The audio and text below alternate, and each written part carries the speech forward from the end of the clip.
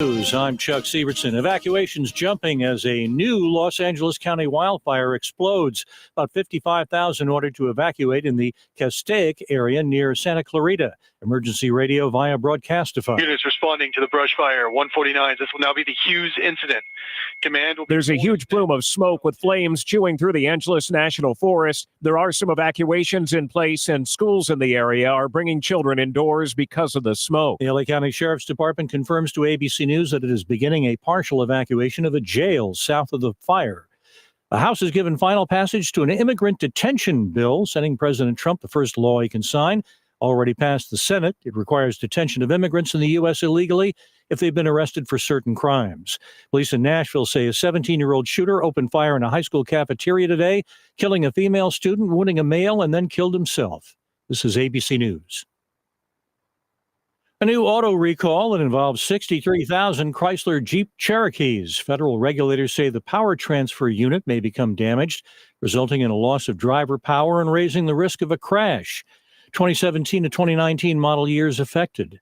Samsung unveiling new smartphones. Samsung's artificial intelligence technology is getting some major updates in the company's new line of Galaxy S25 phones. That includes the ability to find a picture in the Photos app simply by describing that picture to the company's Galaxy AI. But the phone's design doesn't change that much from last year's model. And that could be a problem, says Android Authority's C. Scott Brown. It's going to be difficult to sell people on software features when the phones look exactly the same. Mike Dubusky, ABC News. Netflix saying it beat year-end revenue and profit projections and is hiking prices on subscribers. Chuck Severson, ABC News.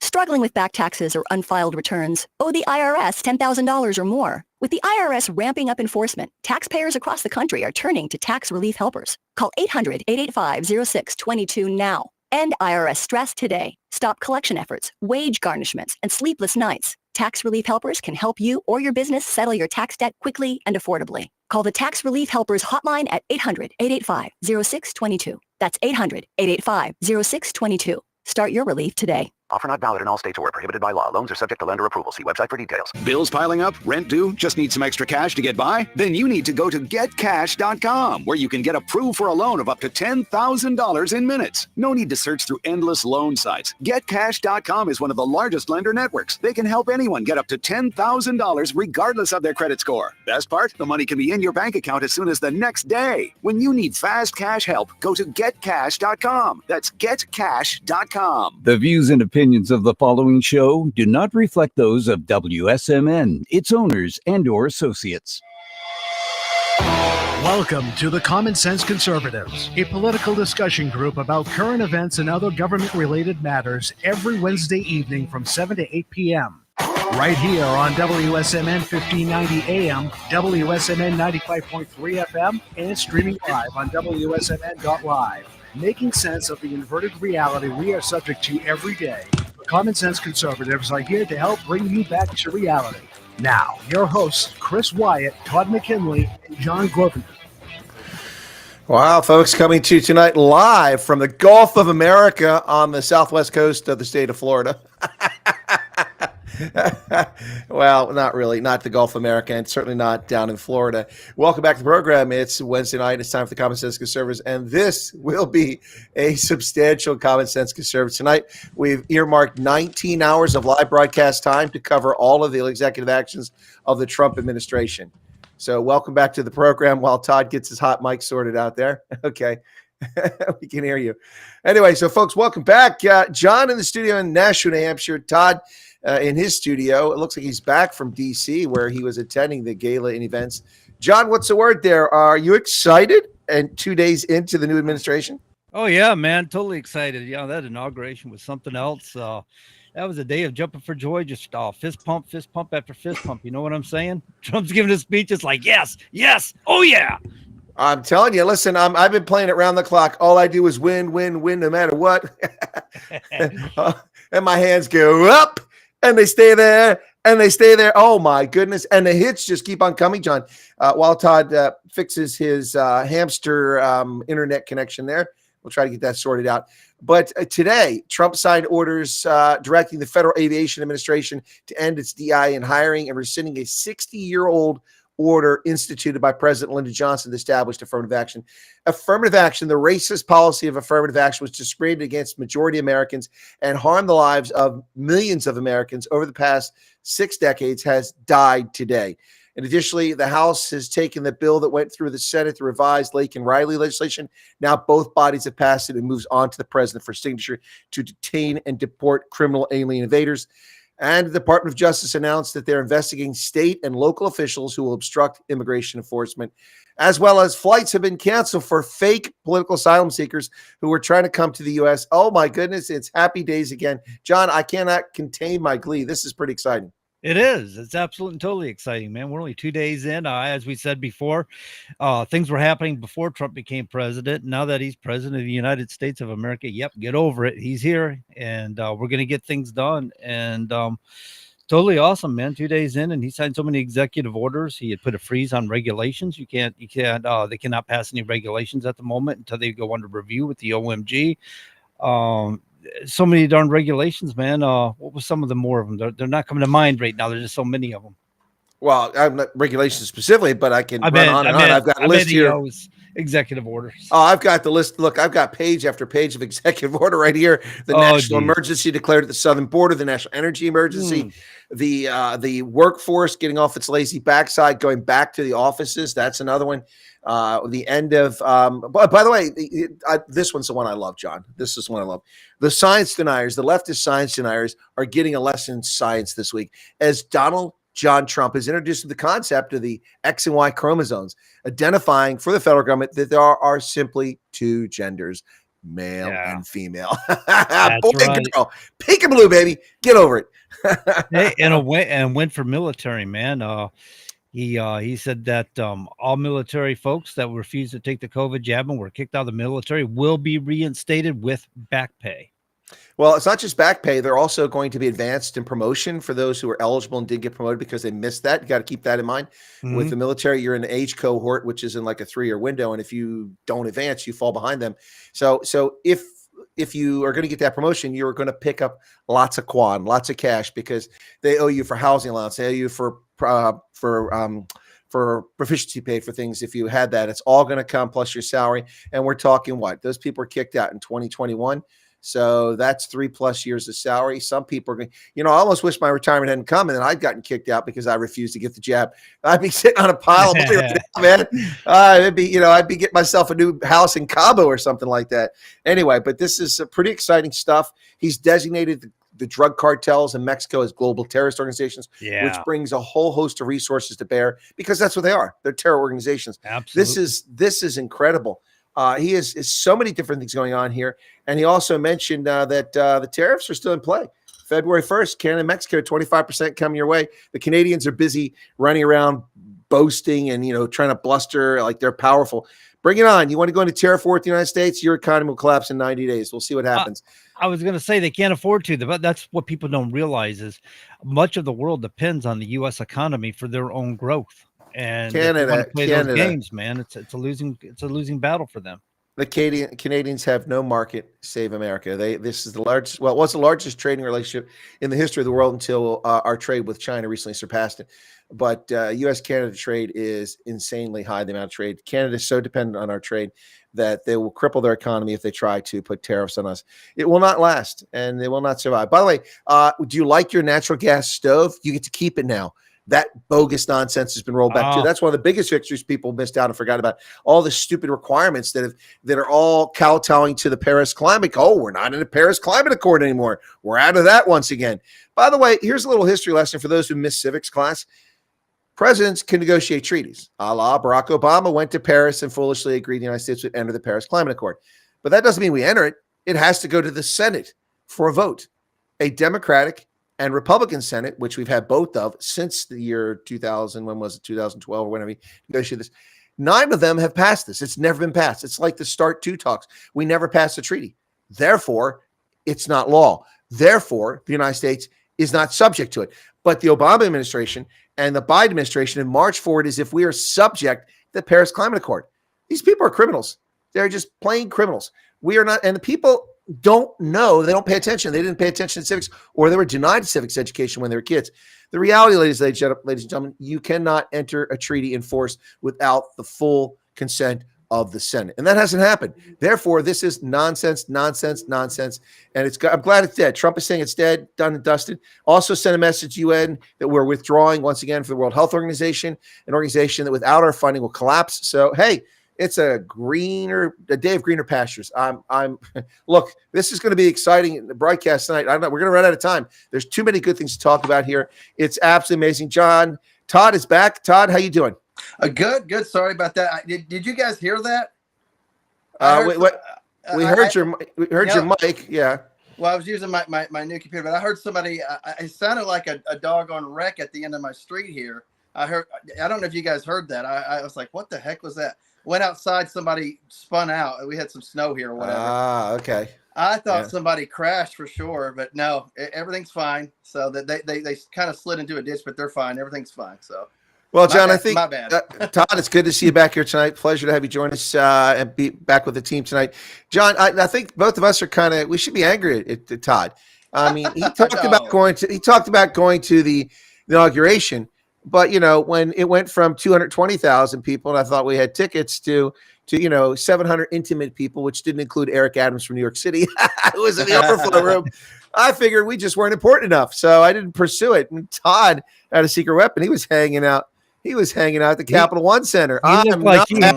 He looked like he had box seats at the top, man. He was like chilling with the lounge and the drinks. And I see how it is. Todd rolls with the Robin Leach crowd. Lifestyles of the rich and famous. Oh, you got that right. Yeah. A friend of mine, he had sent me a message, and he's like, "Hey, join me up in the suite." And like I get up there, it's him and his son, and there's nobody else there. But with the network was so saturated, I didn't get the text for probably an hour or more. And we got up there, we got to watch President Trump, give his spiel, and at the same time sign some, executive orders. And it was good. It was good. The parade was good. It was condensed, but they had a lot of key people as far as that were sentimental to their history, if you will, where they went to high school and things like that. Came through the bands and cheerleaders. It was nice. It was a good event. The energy all weekend. I mean, there was something in the air. People were feeling like they were more free to be able to talk and express themselves. Businesses were more open about, man, we're glad that you guys or Republicans are coming back. And a city that was controlled by Democrats, or still is controlled by Democrats, I think there's a change coming in that city, and you can feel it. It's palpable. Well, there is something in the air, and it was a song by George Michael, "Freedom, Freedom." Yeah. But we've said it on this show before. When Trump comes back into office, you're going to see the rise of Black Lives Matter and Antifa. And no sooner was Trump inaugurated, there's Black Lives Matter parading in the streets. They're protesting. It's like, where were you in November? Are you doing this backwards? Because wouldn't you be putting out a showing in November for Harris? But I mean, hey, look, I'm not criticizing. I'm glad you weren't there because we wanted our guy to win, and he did. So, but it just seems odd to me that they were out there protesting now and wasted no time getting back into that seat. Right. And did you see that the very next day, the day of prayer, if you will, up at the National Cathedral? I mean, just what people are in fear that they're going to be killed and this and that. First off, he had 4 years. He didn't go out and kill you. And in fact, I think you had it pretty doggone good. You had jobs. You had money. America was prosperous. And then all of a sudden you had 4 years of what you wanted. And all of a sudden it wasn't really what you wanted. But now Trump's back into office. We don't want the prosperity. We think you're going to try to kill us. Like, no one's going to try to kill you. We want to make sure that it's fair for everybody. You're going to get by on your merit, on what you can do, and that's it. None of this prompting people or promoting people that shouldn't be promoted to any position other than on merit. Listen, these wackadoodles, they're all full of it. They're all going to leave the country when Trump became president. No one's left the country. They're never going to leave the country. Just gas bags. Where's that homicidal maniac? I mean, the guy that did get tried. What's his name? Alec Baldwin. He hasn't left the country. Cher hasn't left the country. I wish they would leave the country. In fact, we'll open up the bridge to cross over from Buffalo to Ontario. Go on up there. Enjoy your time in Canada. The Canadians get kind of lippy about these tariffs. You can go up there and join them. Somebody needs to talk to Trump about writing an executive order, free flights for those on the left that want to leave the country. It's funny because the left, they keep this. Where is Trump going to get all this money to deport these people? The money we've been spending to illegally load them on planes in Texas under contract and fly them to Harrisburg, Tallahassee, and Albany in the dark of night, and then dumping millions of illegal aliens in our neighborhoods. Man, that's where the money's going to come from. The money's already there. You've already been using it to invade our country. Now we're going to uninvade our country and send them packing. Oh, it's a bright, sunny day. I'm telling you that. And go ahead, John. Good. Oh, I was just gonna say, didn't Trump last time? Didn't he make it just so they wanted to willingly leave on their own? They kind of like bought their own way back out of the country. Yeah. Well, the reason people are going to want to leave now is because they're afraid they're going to hear this at the front door. I love it. I love it. Oh. I am looking for Arthur Sanchez. I'm just making my name as hello. Is George Nabokov there? No, George here, man. Sorry, get out the back door, man. We're waiting for you here too. I love it. Oh my goodness, ice raids, ice, baby. Now we're gonna have to do some memes with that song. Absolutely. Yeah, I want to give a shout out really quick to a lady, Ginger Gregor Maple. She entered captioned this photo contest that I had, and I told her I'd give her a shout out at the winner, a shout out at the beginning of the show. So appreciate her for participating, and everybody who participated. Her winning caption was "Biden is a Goney," and it was a picture of me pointing at a hat with a feather. And of course, I was actually wearing pony shoes, so it was like riding on my pony. But he said, "What did I stick in my hat?" Or so it's the play on the whole poem or whatever it is. The Yankee Doodle thing. Yeah, Yankee Doodle. Thank you. Sorry, the Yankee Doodle little jingle. So Biden is a Goney won. So I told her I'd give her a shout out, and of course I want to give a shout out to a 12-year-old and 10-year-old, Ellie Carpenter and Anna Carpenter, who were in Washington with us, and they were the best. Well behaved, and of course they learned a lot, and of course they already knew a lot about our government, and of course with Trump, and of course the things he's going to do. Fully supportive. I love it, and they were on board, and they were great this weekend. And I said if you behave this weekend, I'll give you a shout out as well. So thanks to them as well. Well, it's pretty cool. It's nice that you can greet those folks and send the shouts out to them. Something we can do here. It's fascinating. One of the viewers just said that only Ellen DeGeneres left. She did. She went to the Kingdom, the land of censorship and imprisonment of native British citizens while they promote criminal alien invaders. It's kind of like Ireland, which is slipping by the radar, where the country's been invaded by 40% of the population now criminal alien invaders. They're occupying everything. They're demanding this, they're demanding that. Did you see in Japan now where Muslims are actually demanding that the Japanese have Sharia law and that they're not subject to Japanese? Are you serious? This is one of the most homogenous countries in the world. Get the heck out of Dodge. Go back to where the Japanese are going to put up with that. Well, there's actually countries that are made just for people like that, like Pakistan. It's just waiting for you. Go there. Isn't it funny how people come from broken countries and want to break our countries? You know what? There's no place for Americans to go back to. There's no place for Germans to go back to, but there's plenty of places for Pakistanis to go back to and for Nigerians to go back to. They have a home, so go back to it. Anyway, it's look, the TikTok ban lifted temporarily. Trump got him back. I mean, look, the Trump effect is in full effect, ladies and gentlemen. Before Trump even became president, there'll be hell to pay if those hostages aren't released. if there's no deal. And there's a deal. Now, it's not a good deal, but, the first 3 hostages have been released.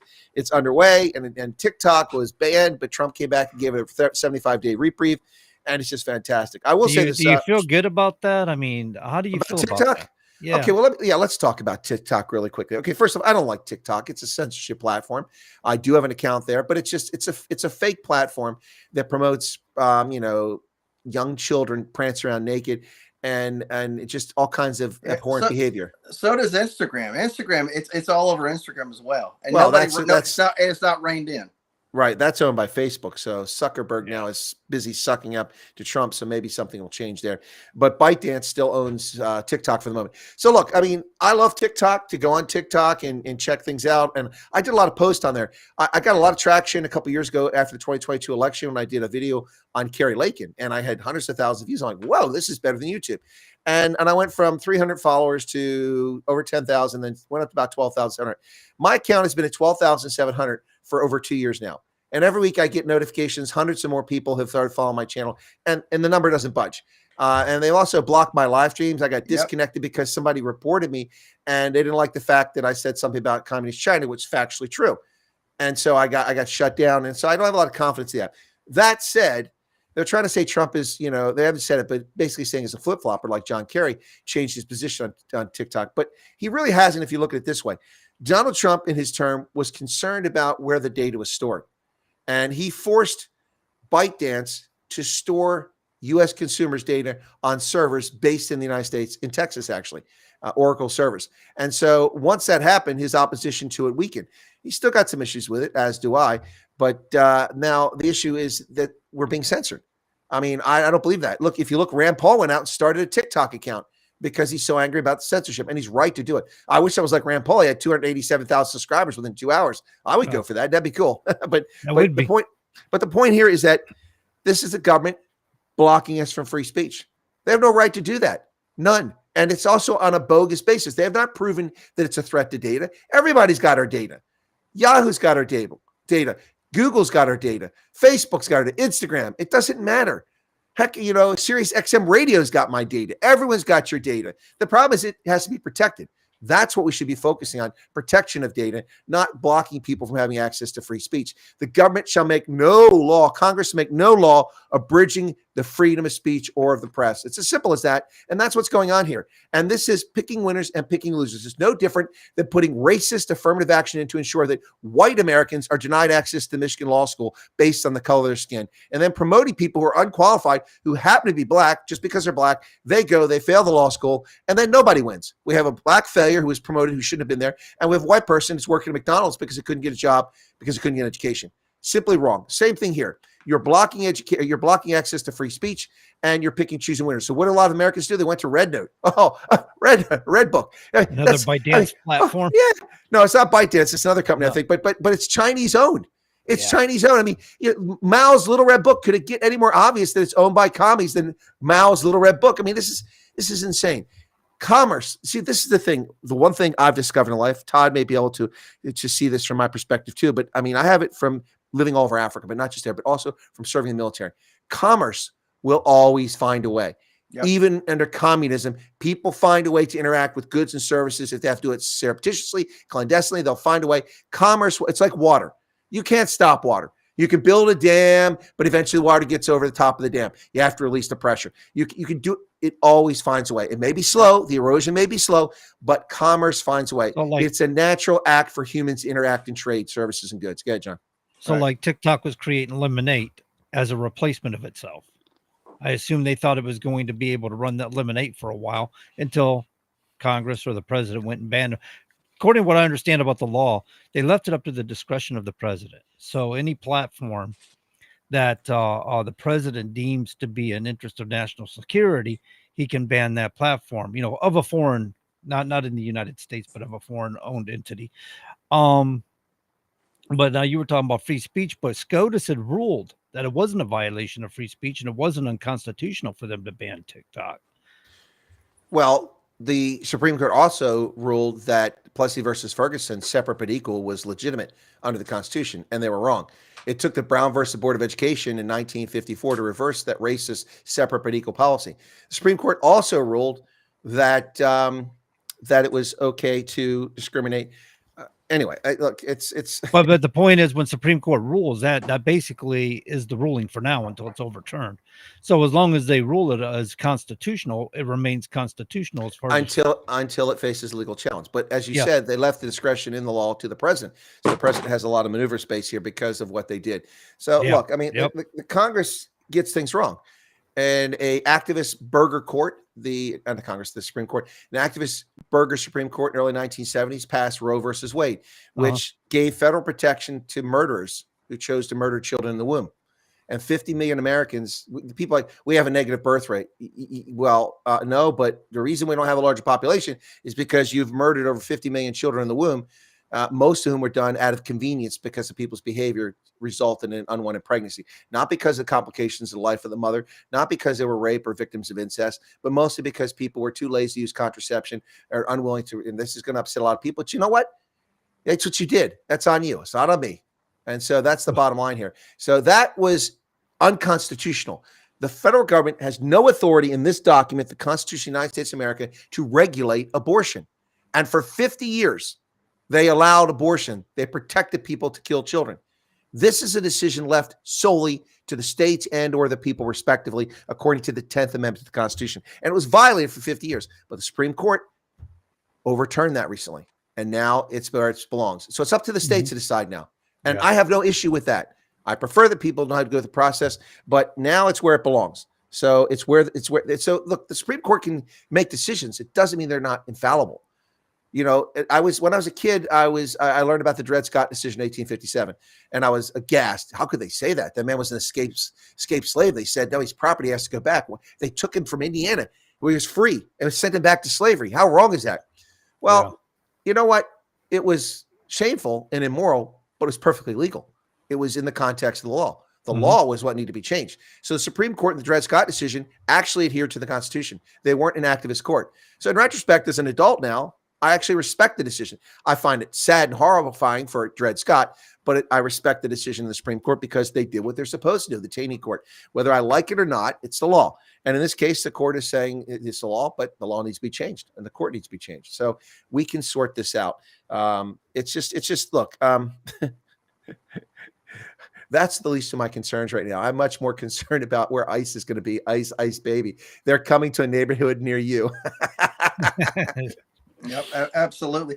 So what is your thoughts on Senator Chris Murphy, a Democrat from Connecticut, blocking the President Trump's nominees for cabinet? We've only got, I guess, the Secretary of State confirmed at this point, but he blocked pretty much everybody else at this point to be quickly be in place by the end of the week. What are your thoughts on that? Just more of the Democrat chicanery, or is this going to be something we can expect throughout the rest of the next 4 years?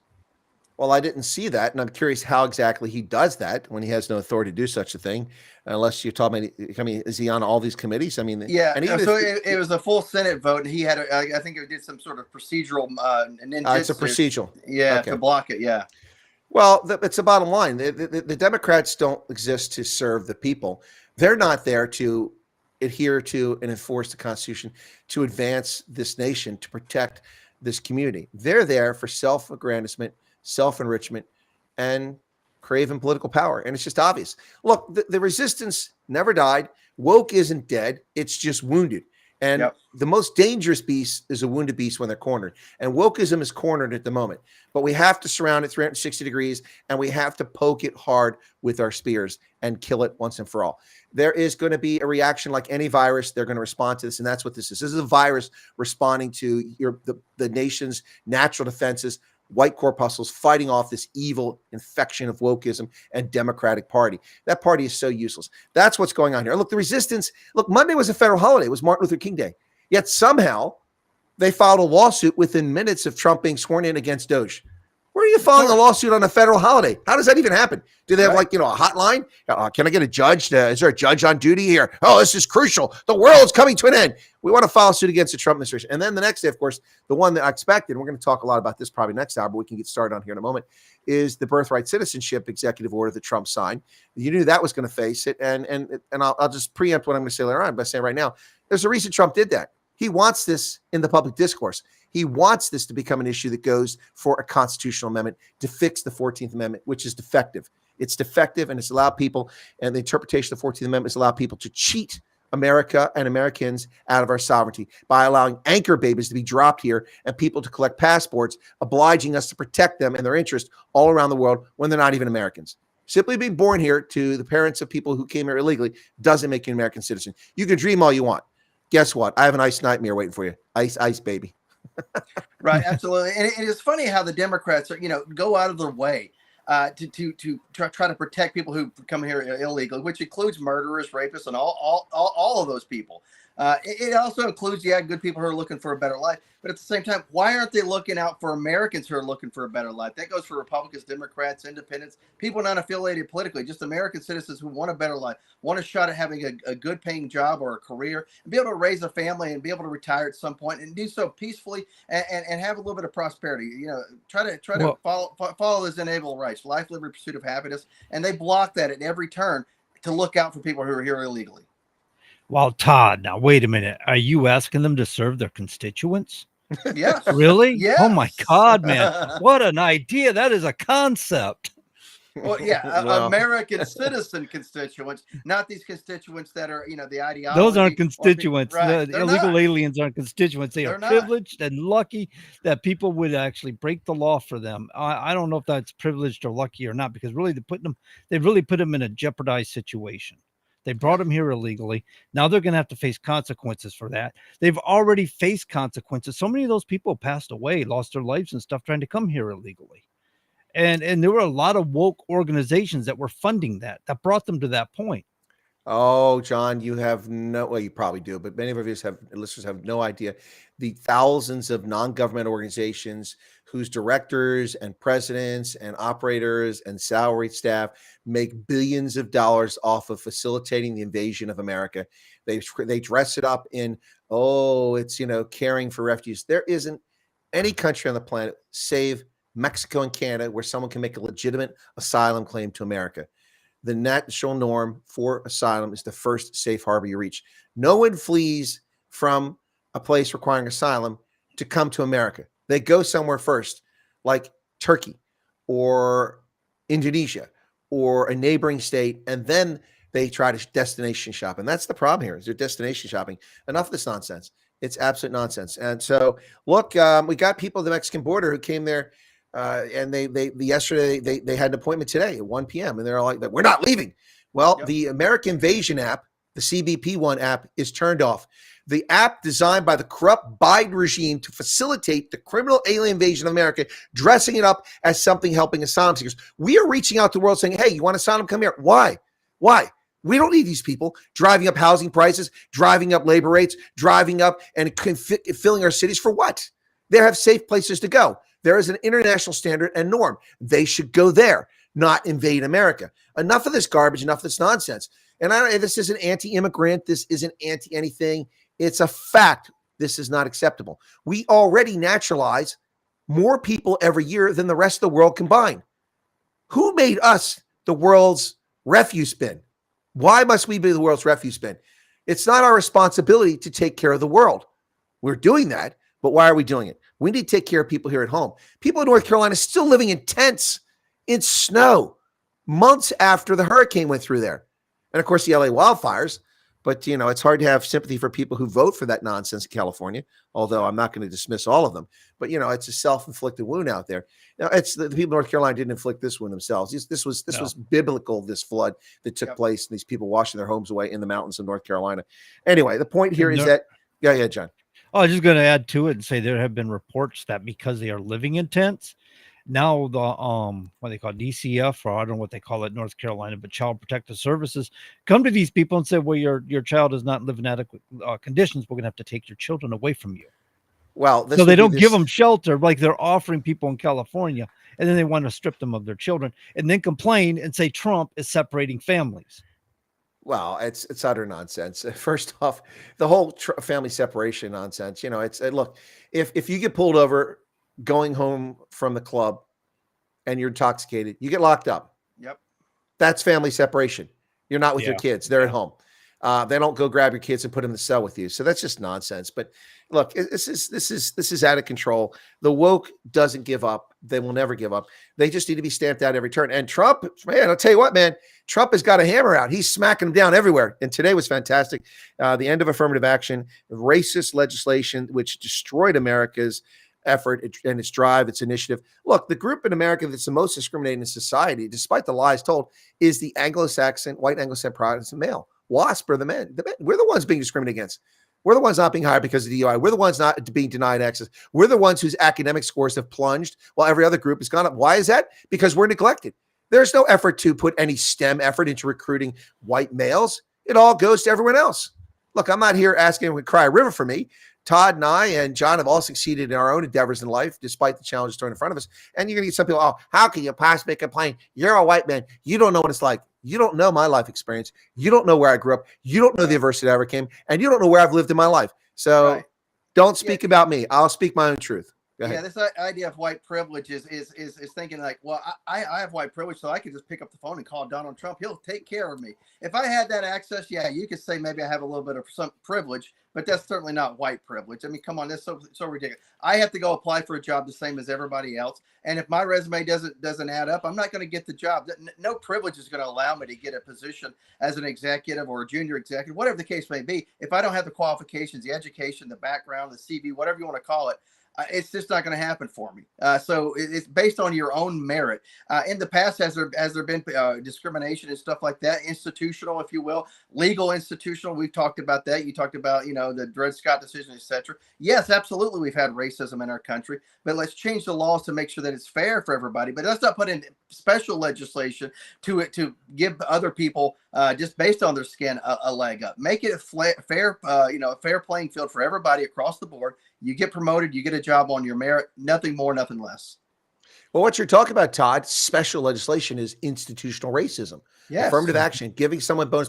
Look, I'm also on record as saying as a veteran for federal employment, we get 5 bonus points, but I don't agree with that.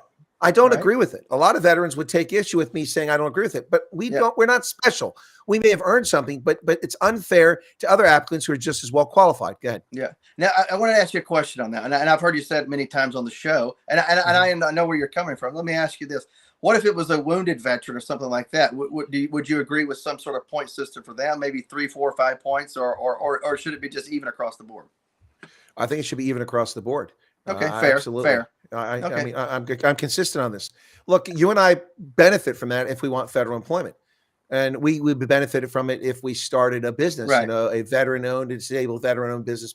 I don't think that's fair or right. Right. I think that that gives us an unfair advantage over others, and how is that morally right? So, I mean, that's just my position. Yeah. A lot of veterans would take issue with that. Yeah, I'm coming around to where you're at on that one.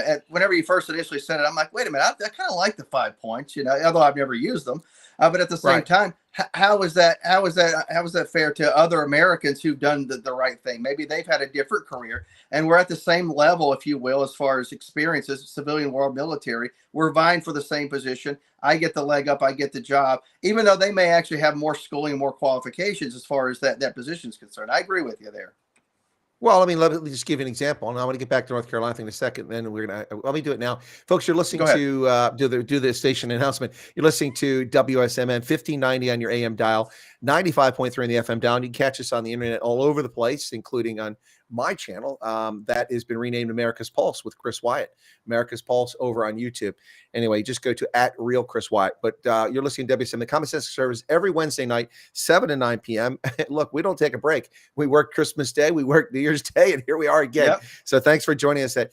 So let me give an example here. So you have a single mother who starts a business, and she's a veteran, but not wounded.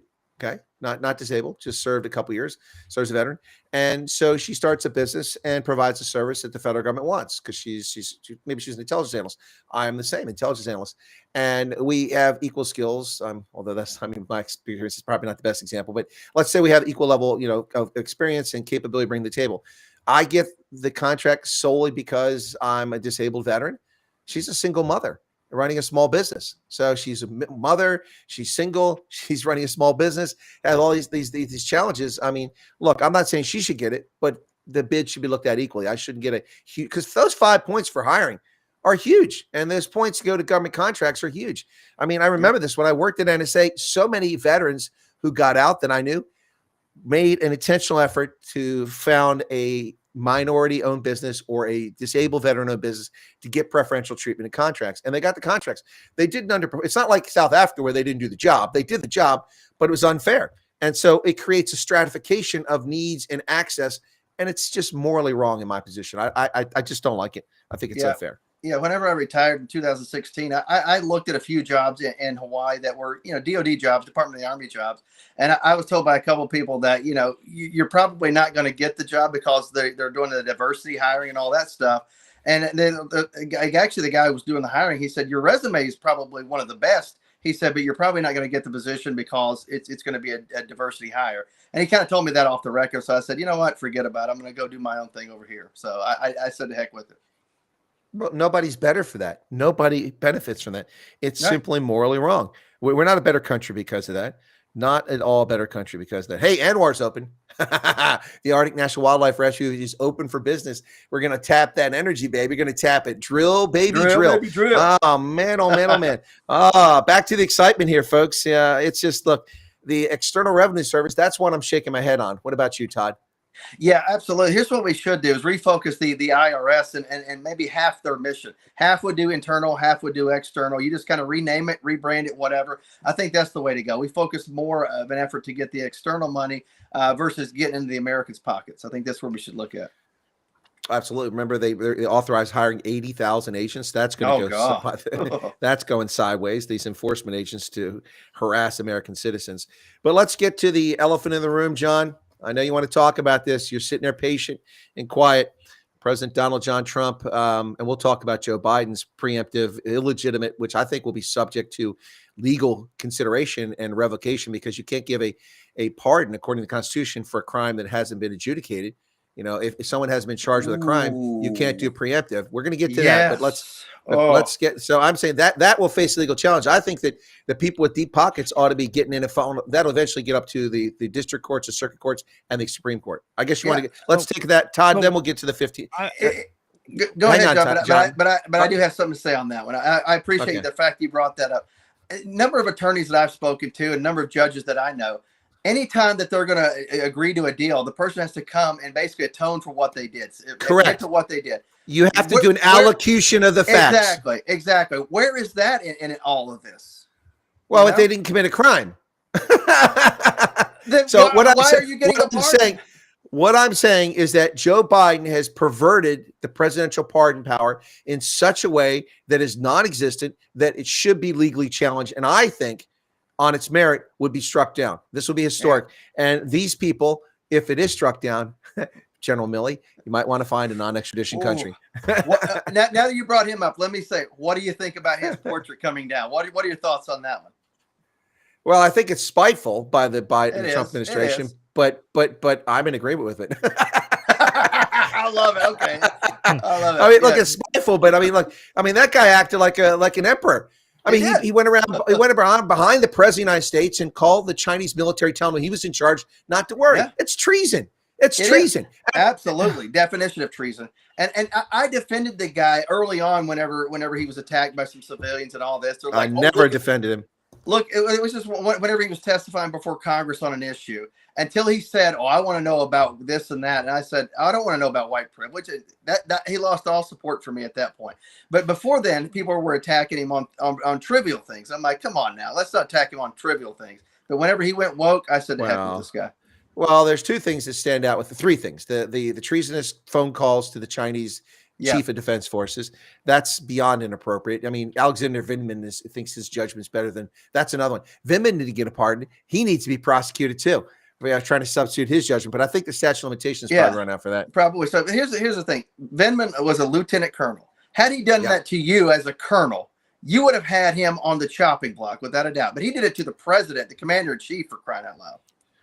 Yep. He thought his judgment. Not only that, he illegally, as a serving commissioned officer in the military, negotiated with a foreign power to be their minister of defense. Yes. That's what he should be prosecuted for. He did that in uniform. We have a uniform code of military justice, and he violated. He should have been prosecuted for it. Great. Anyway, so we'll get back to this topic because there's so much to unpack. Let's not forget it in the next hour. But I want to get back to John because I know John is going to be excited about this.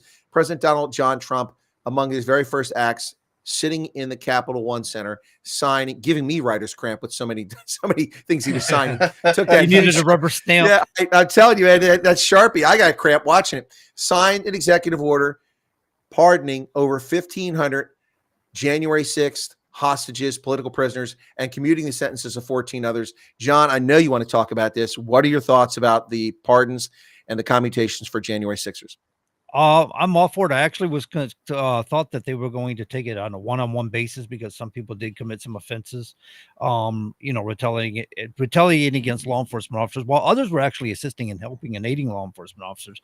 But the biggest thing about this situation is you can't put bicycle racks out there, call it a police barrier without taping it off or something to indicate it's a police line do not cross.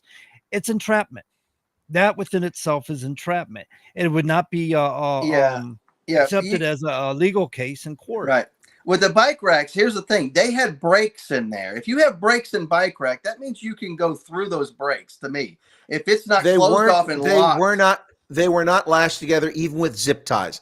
Right. I was there. I stood feet from it. As a journalist, I covered the events. I had photographs of instigators and video of instigators trying to incite the crowd, which I offered to the Federal Bureau of Incompetence when that site came out a couple days after that. Sent them an image of one of the instigators, a black guy who was trying to rile the crowd up. Everybody's looking like he's an idiot.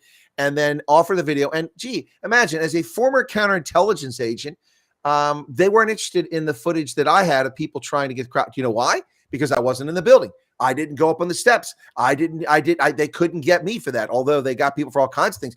Brandon Straka finally is allowed to speak his mind after the president's pardon. Brandon Straka, a well-known conservative social media guy, was there on the east side of the building on a public sidewalk filming the events for 8 minutes. And because he was well-known, because he's conservative, they went after him. They threatened him with 33 years federal prison for his actions, through everything they possibly could. And they actually claimed fraudulently that he tried to incite the crowd. He tried to whip people up. There's 8 minutes of video. He says nothing like that on there. But he couldn't speak. All we knew, he's convicted of a crime from January 6th. Now we know the truth because he came out last night. He's allowed to speak and tell the truth. This is a railroad. This is a man that didn't enter the Capitol grounds. He didn't go into the building. He didn't commit any crimes, yet he was convicted. Most of the 1,500 people convicted either walked into the building, the door was open for them, or they weren't even in the building, were convicted of crimes. Look at the Proud Boys guy who was sitting in a hotel in Northern Virginia, convicted of sedition. That's nonsense. The only sedition here is being carried out by members of Congress and the January 6th committee. This is utter nonsense. Yeah, Liz Cheney for one. Yeah, and I think that her pardon will be revoked when it goes to the courts. And I exhort the people with the deep pockets, don't waste your money on other things. Go take this case to court. President Biden exceeded his executive authority. He does not have the authority to preemptively pardon people for crimes that have never been charged or committed that we're of. And first off, these people are innocent, so I'm going to give them a pardon. Really? Right. They're innocent. So you can't say the January 6th committee was honest if you're going to pardon the people that were on it for doing what? If they were all on the up and up, why do they need a pardon? They don't need a pardon. Biden said he didn't try, and this is the issue. Is I'm not defending Biden, by the way, but his angle was Trump's going to come in nefariously and try to prosecute these people, so I must do something to defend them. So he pardoned them for supposed existing crimes that supposedly didn't exist. This is typical Biden logic for you. Right. Look, it's Biden logic. There's an oxymoron. Right. No wonder I had to pause. I was confused by what you said. My mind's going blank. I want to throw you for a loop. I can't get this thing to work. My mind's going blank here. Oh my goodness. Hey, look, I got a comment from Courtney McBride, who's a Navy reservist out in Utah. He's a California refugee, fled from California, lives in Utah now. He said his drill weekend for his Navy Reserve unit's coming up, and he's excited to see the change of culture among the ranks. Well, I'm excited too, Courtney. We'll wait to hear back from you whether there's actually been a change. Listen, I told people this in November. Todd, we talked about this in the program. In the months building up to the November 5th election, there was a tension in America. I could feel it. You just feel it in the air. You walk around, people look kind of crabby. They're not friendly, even places where people are friendly. People aren't friendly everywhere, but people are just kind of on edge. November 6th, I go out and I go shopping. I go to malls. I drive around. I go to the grocery store. People are waving to me. They're saying hello. People don't even know. Maybe they know me because I ran for office, but I mean, everyone's friendly. Everyone's polite from one day to the next. It's like a weight was lifted from us. And now that weight not only has been lifted, it's being obliterated. It's like somebody, it's like watching that Congo movie where they stick the diamond in the laser gun and they're blowing up all the attacking apes, man. Yeah. Oh, horrible. That's what it feels like. The ape can talk. He has a little arm thing. Oh wow. Yeah. And they've got the guns that are on motion sensors. Yeah. That's what it feels like. Like woke stupidity. Woke stupidity. Just wiping it left and right, man. Yeah. Here's my issue with what you're saying. What you're saying is that people felt repressed, or oppressed by their own federal government, and instead of standing up against it, they kowtow to it. They bowed down. They wouldn't stand up. They cowered. Well, and I find it very concerning to think Americans cowered to the Biden administration when that was the time they should have stood up. And I suppose the only time they really stood up is when they voted for Donald J. Trump. Well, John, you make a fair point, and it's a point I made all along, particularly when it came to censorship. I'm like, when I was censored and oppressed and canceled, and I made a point of it, not too many people were interested. They didn't care, not because they liked me or disliked me, but they just didn't care because it didn't affect them. That's the problem when it doesn't affect you, and that's that. The country is so big, it's so diverse, and there's so many things going on that much of the stuff doesn't affect people directly until it does. I'll tell you what.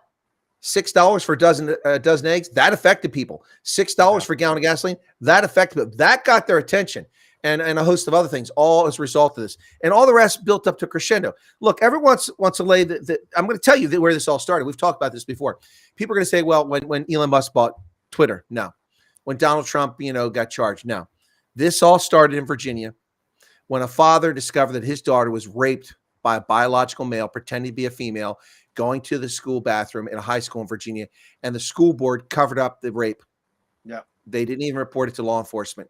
And when the father found out that his daughter had been raped in that bathroom, he went to a school board meeting and they treated him abysmally. They threw him out of there. They accused him of disrupting the peace when they're the ones that were out of order. I saw the video of it. And that's when the tide began to turn against the stupidity. That is the beginning. Now, look, Trump could have won this election, but what I'm saying is that woke was on the ascent until that moment. Glenn Youngkin won every single county in the state of Virginia. No Republican in history has ever won, including Loudoun County, Fairfax County, counties full of woke lunatics. He won every single county. That's never happened before. And it was because of that, because people stood up to it. That's when it began to turn. And then we had things like that's when this all turned. There's a book waiting to be written right there. That's when the tide against woke began to turn. And there's a lot more that came after that. Twitter being purchased and then the Twitter files coming out, that played a major role. And it just goes on and on. Then the oppression of Donald Trump. I think the single two biggest things that helped Trump, unrelated to policy, and got him a lot of support, particularly in the black community, amongst black men who feel persecuted often, rightly or wrongly, they feel persecuted. The two things were the early morning hour raid on Mar-a-Lago, and the 34 fraudulent, bogus, non-existent felony convictions in Manhattan with Alvin Bragg. Those two things sealed the deal for Trump. Then, of course, you got Joe Biden. President Trump. What's your response to Biden? I don't know what he said. I don't think he knows what he said. Can I touch on a couple of those points you said? Go ahead. Right on Mar-a-Lago. This is what I've heard through the grapevine. It's at that point Melania basically said, because they went through all her underwear and all this stuff, that she kind of gave the nod to Donald to run again. At that point, she got on board. That's what I've heard. I don't know if that's fully true, but I've heard some people who worked on the campaign said at that point she got on board 100%. Well, what you can see is a difference in her behavior publicly after that.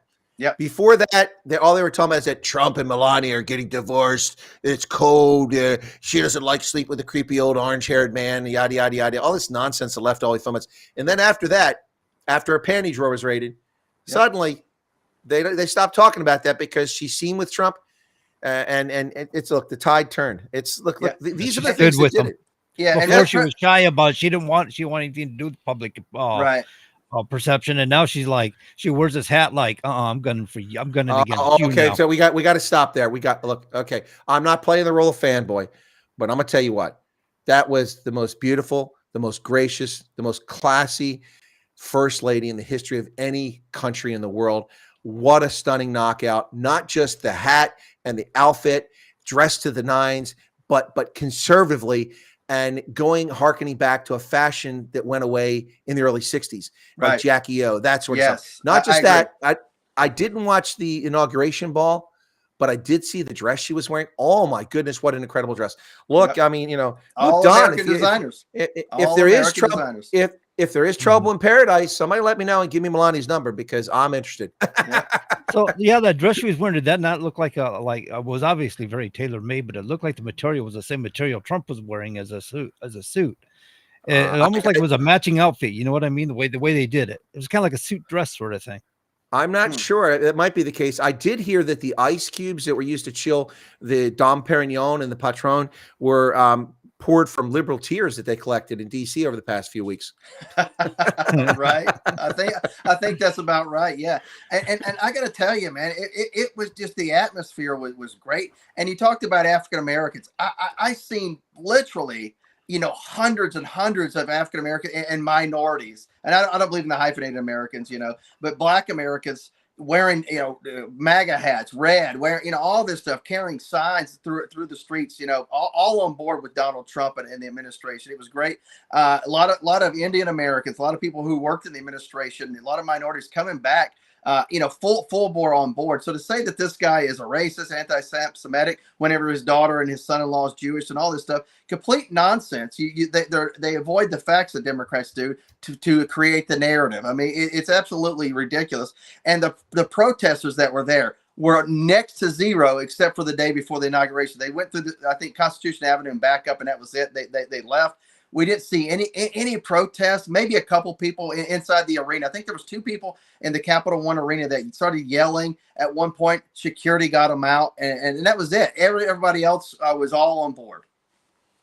Well, it's not surprising. They did everything they possibly could to try to destroy this man and deny democracy. I mean, they run around claiming that the democracy is under threat. It is, by the Democrats and political by the people claiming it. Yeah. These are the people that illegitimately thought they had the authority to remove the president from the ballot. Look at that loser in Maine. Does anybody remember her name?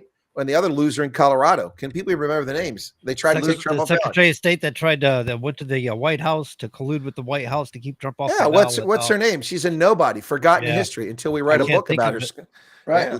Loser 1, loser 2, loser 3. That's about all I know. Yeah. We know one of them was from Georgia. What was her name? She Fannie Willis. That's different. Fannie Willis, yeah. Oh, we know those names. Fannie Willis and Alvin Bragg and Letitia James. We know them all too well. Jack Smith. Smith, yeah. Loser. These are all. Look, I'll tell you what. So Vindman didn't get a pardon. That's right. He did not. That's funny, right? Vindman didn't get a pardon, and a whole bunch of other people didn't get a pardon. So Trump has already ordered investigations into officials in the Department of Justice and federal agencies who interfere with elections. Oh boy, I'll tell you what. It's going to be. Oh, by the way, Trump also has ordered the release of the Kennedy investigation files. Oh, all of them. Yeah. So I mean, are those? I bet you they're in the bowels of the FBI, the Hoover Building right now, shredding every document they can find. I swear, I was not the second shooter. I wasn't born yet. I swear, I wasn't on the grass. I wasn't born yet either. I wasn't on the grassy knoll. I wasn't on the grassy knoll, man. I've been to the grassy knoll. I was there in Dallas.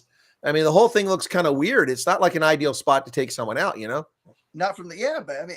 Here's the thing. I've been up to the school book repository. Yeah, absolutely. And I looked at it, and I've seen a number of documentaries and videos of former Marines who had the same, who qualified the same sharpshooter, and they've been able to pull that off in numerous basically scenarios. I'm thinking that Oswald could have acted alone in making the shot, but could there be a conspiracy? Some of them are very plausible for sure. Some of them are very fantastical. I don't necessarily know what went on, but could the shot have been made by one person? Absolutely. It's been proven. That's just kind of my take on it. Well, the only thing I have to say about the Kennedy assassination is that why is it still buried and hidden? That's the question mark. 6 decades later, we have declassified the Venona Project about the Julius and Ethel Rosenberg. Yes. And that was top secret Sense Department information. It was declassified so that could be revealed. We did that 2 decades ago. Why haven't we revealed the Kennedy assassination? There's those sources and methods that need to be protected. We are covering up the failure or duplicity of government officials. That's what's going on. That's the only answer there. They can't tell you. They can't sit there and tell you that a bullet entered a man's head, circled back around and struck him a second time. That's a plausible excuse. And then unclassified material. We're not going to play that. But the point is, there's no justification legitimate. Take it from people who spend their entire life dealing with classified information. There's no justification. And Kennedy was wearing a back brace. That's why his body didn't go forward. It was held up, basically. Anyway. All right. Well, we'll cover that in the next hour, folks. Here's the news. Stick with us. Come back. We'll talk about birthright citizenship right here on the Common Sense Conservatives.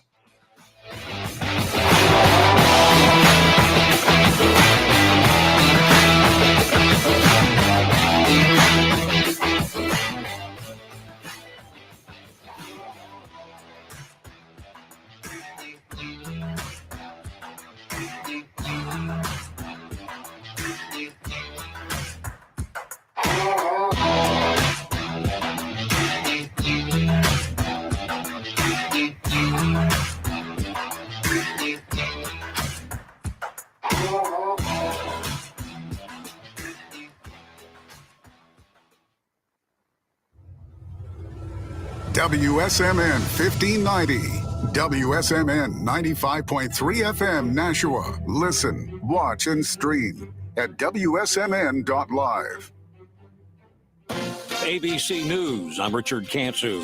State and local officials on notice. Don't get in the way of President Trump's immigration enforcement efforts. The 3-page memo from a senior Justice Department official who previously served as a Trump defense lawyer directs U.S. attorneys to investigate and prosecute local and state officials who resist, obstruct, or otherwise fail to comply with federal immigration commands and requests.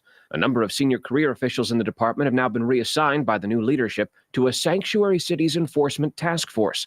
They've been told if they don't like it, they can leave. ABC's Stephen Portnoy. At Nashville's Antioch High School, a 17-year-old male student shot and killed a female student and wounded one other before killing himself. Nancy Lieutenant Cologne died at a nursing home in New York. She was the first black woman to join the U.S. Army Nurse Corps when Truman desegregated the military in 1948. One of 6 siblings who served. Nancy Lieutenant Cologne was 104. Richard Cantu, ABC News. Federal authorities have named the first Border Patrol agent killed in the line of duty in over a decade. The shooting in Coventry, Vermont was first reported Monday afternoon. Staged north of the area for an active police incident. Emergency audio from Broadcastify. Customs and Border Protection's identified the 44-year-old agent who was killed as David Malin. They say he was shot and killed following a traffic stop with 2 people in a car, one described as a German national on a current visa. That person is dead and injured suspects being treated at a hospital. Malin's family told the AP he worked security duty at the Pentagon during the September 11th attacks. Brian Clark, ABC News. The Songwriters Hall of Fame announced inductees for 2025. The Doobie Brothers are on the list. So's George Clinton and Mike Love of the Beach Boys. Songwriters qualify for induction 20 years after the first commercial release of one of their songs. Inductees to be honored June 12th.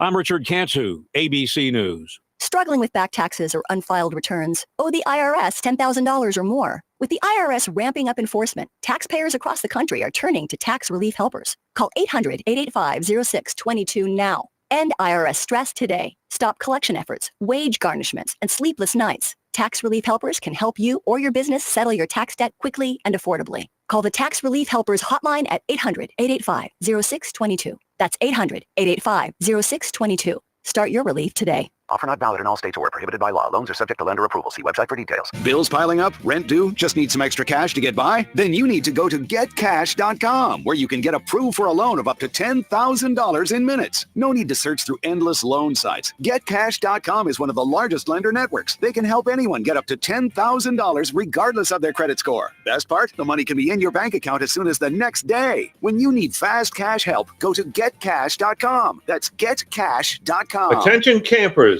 Don't get stuck with markups. Other dealers increase freight and prep fees up to 300%. At Campers Inn RV, we never mark up fees. Our mission is to help you camp at a price you can afford, like a travel trailer with bunks, a full bath and a refrigerator for just $13,999. Shop smart and save big at Campers Inn RV. Visit campersinn.com or your nearest Campers Inn RV today. Campers Inn RV, where integrity drives every deal. All right. Yeah. There we go, folks. Welcome back to the program. So, guys, a little more to talk about here. If we go, Brent Bozell, his son was one of the people that was pursued and prosecuted under this malicious prosecution for January 6th. And he was sentenced and spent 6 months in prison. He was released after the pardon that Trump. There's a lot of happy people. There's a lot of people live streaming. Also reports that the D.C. jail refused to release people who were pardoned, and then they've obstructed it. So I heard unconfirmed reports that federal agents were going into the D.C. jail. I haven't seen any follow-up on that, so I suspect it's not true. Yeah, I've not either, and I've not seen any stories here about that. But if that were the case, then the U.S. Marshals should go over there and basically take over the jail at this point. I don't know. Well, I think, frankly, that should have happened a long time ago. The abuse, the inhumane treatment.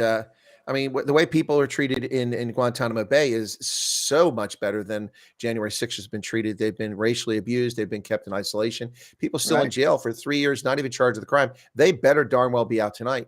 Anyway, person I'm curious about is what's going on with Buffalo Man or whatever he was called there. That dude, you know, Jacob Chansley. Jacob Chansley. Jacob Chansley. I mean, what's going on with him? He's been out of jail for a while now.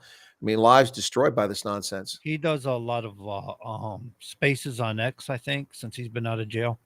All right. Well, I've heard nothing about him. They're not running that story. The media love to talk about him, Right. so-called shaman, but now we hear nothing about it. So, all right. Oh, So that was a media given name he resented. The QAnon shaman is what they called him. Right. yes, I remember that. That's not what he was. They made that stuff up. They see how they just label something. They just go with it. It's like Trump's a racist. Where's your evidence? There's none. There is none. Well, there's no, I mean, you look at his cabinet, you look at the people he associates with, the people who are advisors, people who are his friends, people from all religious backgrounds, people from different races and ethnicities, whatever.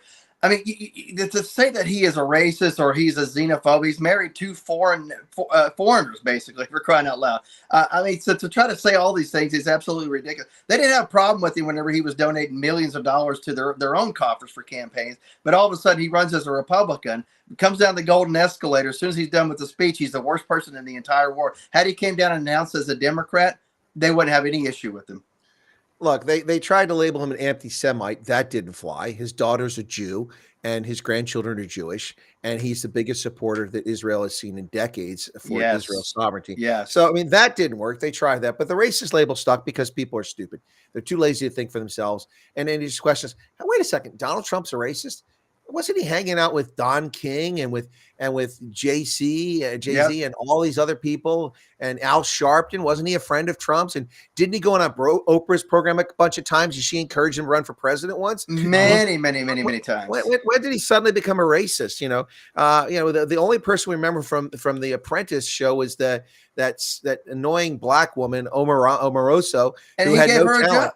She had no talent. Yeah, she had a job in the administration for a minute. She also got a job in administration. I mean, it's just nonsense, utter nonsense. All right, so the January 6th, 1,500 pardons, you knew that was coming. Trump made promises. Look, promises made, promises delivered. Trump has already delivered on so many things that he promised. The hostage deal didn't even come in office. That's in place. The reprieve for TikTok already in place. The destruction of affirmative action, racist policy, DEI, gender, all done. And now, by the way, on the first day, 308 convicted felons, foreign criminal alien invaders who are rolling around our streets were apprehended by ICE agents around the country in the first day. But I'm going to tell you something, 308 per day is not enough. 10 days, 3,080. 1 month, 9,000. We've got tens of millions of criminal alien invaders who need to be deported. So they're going to have to up the pace. But anyway, they're going after the criminals first. And that's good to see. Well, that's a great option too. And I think some people will go after that eventually. All right. So now let's get back to Joe Biden's pardons. We talked a little bit about it in the first hour. He pardoned his brother, his sister-in-law, his entire family, General Milley, Dr. Fauci. The list goes on and on here with preemptive pardons. I mean, this is unheard of and unconscionable. This is a guy who lied to Americans and people still voted for him. It's insanity. Why do people vote against their best interests? Why do they believe what the media tells them rather than what their own eyes can see? Todd, it still beggars the imagination that Kamala Harris, look, people talk about how the House, barely, the Senate, Supreme Court, barely, because John Roberts is not a conservative. He's a fraud. He's back and forth. Amy Coney Barrett is not reliable. So it's more like a 4-4 court than a 6-3 court. So the House, the Senate, the court, and the presidency, but barely. I mean, look, he only won Michigan by like 40,000 votes or something like that. And only because Arab Americans came to a standard. And union went auto workers. The auto workers came because of the Teamsters, they followed that example. The UAW, a lot of voters went and voted for Trump. They voted their conscience rather than what their union was telling them to do. And so he won Michigan. But the point is that we won. He won big in Electoral College, and he won the popular vote. But there were still 70 million idiots who voted for Kamala Harris. What's wrong with these people? Yep, absolutely. You got so many people that are just going to vote party line and flawed, destructive, and evil ideology no matter what, because they think it makes them feel good, and at the same time they think they're a part of something that's going to raise them up. When in reality, if you allow DEI to fully take over, it's going to crush millions upon millions of Americans, and you're going to have people at the top making decisions that can't actually make decisions. They have no experience, have no idea what the heck they're doing, but they got there because of some sort of skin pigmentation, if you will, but because of some minuscule ideology that they hold that has nothing to do with actually being able to do the job. Again, it goes back to merit and can you do the job? That's the way I look at it. Can you do the job? By all means, here you go. Here you have the job. Yeah, that's a fair point, John. It's no longer Mount Denali, which Barack Obama did. He named it. Denali to me was a group of people, Inuit people up there, and also a General Motors truck. Yep. Denali. But it's no longer a mountain. It's now restored to William McKinley, an Ohioan, the state that's probably the most presidents in our republic's history. But Mount McKinley. And remember, I said I'm not hip about the Gulf of America. I'm better with the Gulf of Americas. You've got North America, you've got Central America, and you've got South America, and they cradle the Gulf of the Americas. But Trump wins, it's the Gulf of America. So, John, what are your thoughts? Are you up in arms about Mount Denali or about I've never really been up in arms about it. I was surprised that sometimes you get tired of this redefining of America and changing the name from McKinley to Denali and things like that. I think it's disruptive. I think most people don't really give it a whole lot of thought, but it's kind of nice that he wants to return it to McKinley because he, it was very representative to a good president of the United States who'd done a lot of good works for the country. He brought in a lot of revenues and things that this country benefited from back in his day. As far as the Gulf of Americas go, I kind of wished he'd just leave it alone and just leave it the Gulf of Mexico, to be honest with you. Look, how many songs were about the Gulf of Mexico, right? I ride like the wind. Yeah, I don't know. How many songs? I don't know. It's just, what are you going to do now? Start changing the lyrics and the song? I mean, it's just, to me, it's just, I don't know. I don't see the point in it unless his angle is I think maybe Biden post. had some sort of EO or something that he couldn't change. So he says, well, then if I change the name, I'll circumvent the rule. I mean, I don't understand myself, but. Okay. So you're not too up in arms about Mount McKinley or the Gulf of America. Not too up in arms about that, but there is something consequential here. Fort Bragg will be restored. Fort Rucker will be restored. And this lunacy of naming these places that's going to cost money. That's going to take time and money. And it costs the military a lot of money, as it did when they changed it. But that's coming. And that's going to, there's also the return of the Resolute Desk to the Oval Office. The bust of Churchill's come back. This is restoring our heritage. And if people don't like the heritage, Canada is just a few miles north of here. Go where the cowards in the Vietnam War went. And go to Canada. Ooh, that's going to hurt some feelings. I heard Trudeau make Canada very suitable for the leftist up there. So, look, I mean, we're willing. I think that's going to change. We're willing to open up. Well, I don't want to open up I-95 because then it'll flood the part of Canada I really like. We don't need these people going to Nova Scotia, New Brunswick, BE Island. I'd rather they go to Ontario. So let's open up the Friendship Bridge. No.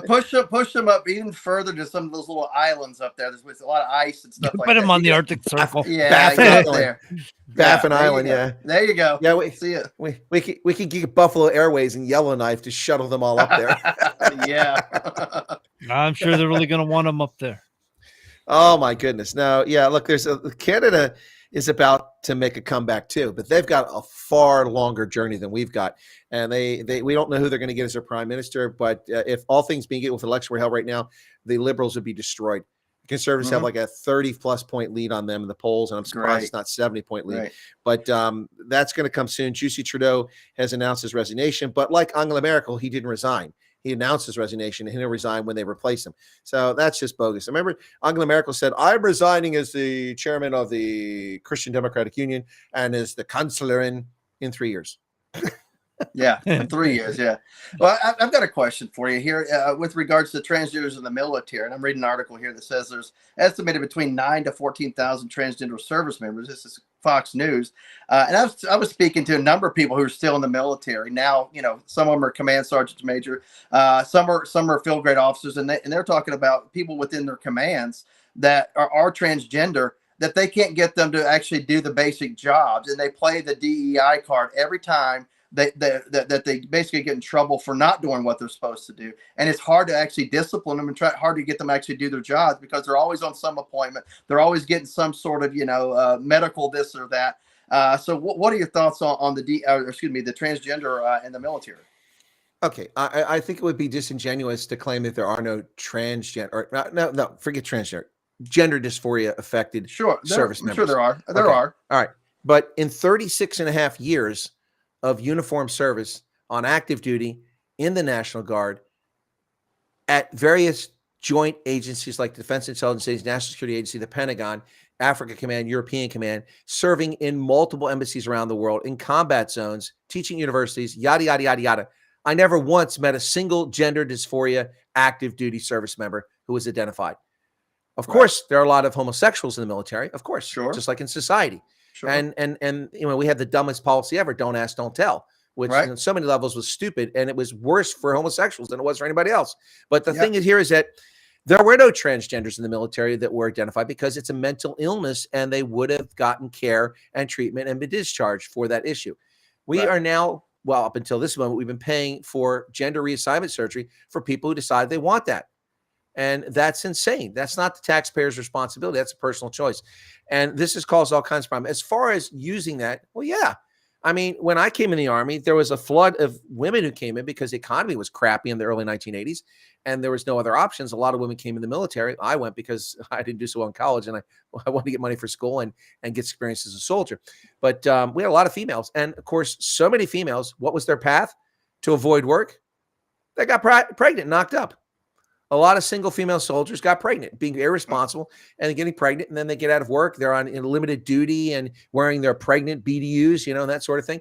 I'm not attacking it. There were a lot of women who were responsible, who were married, or even single mothers who didn't do that to get out of work, but so many did it to get out of work.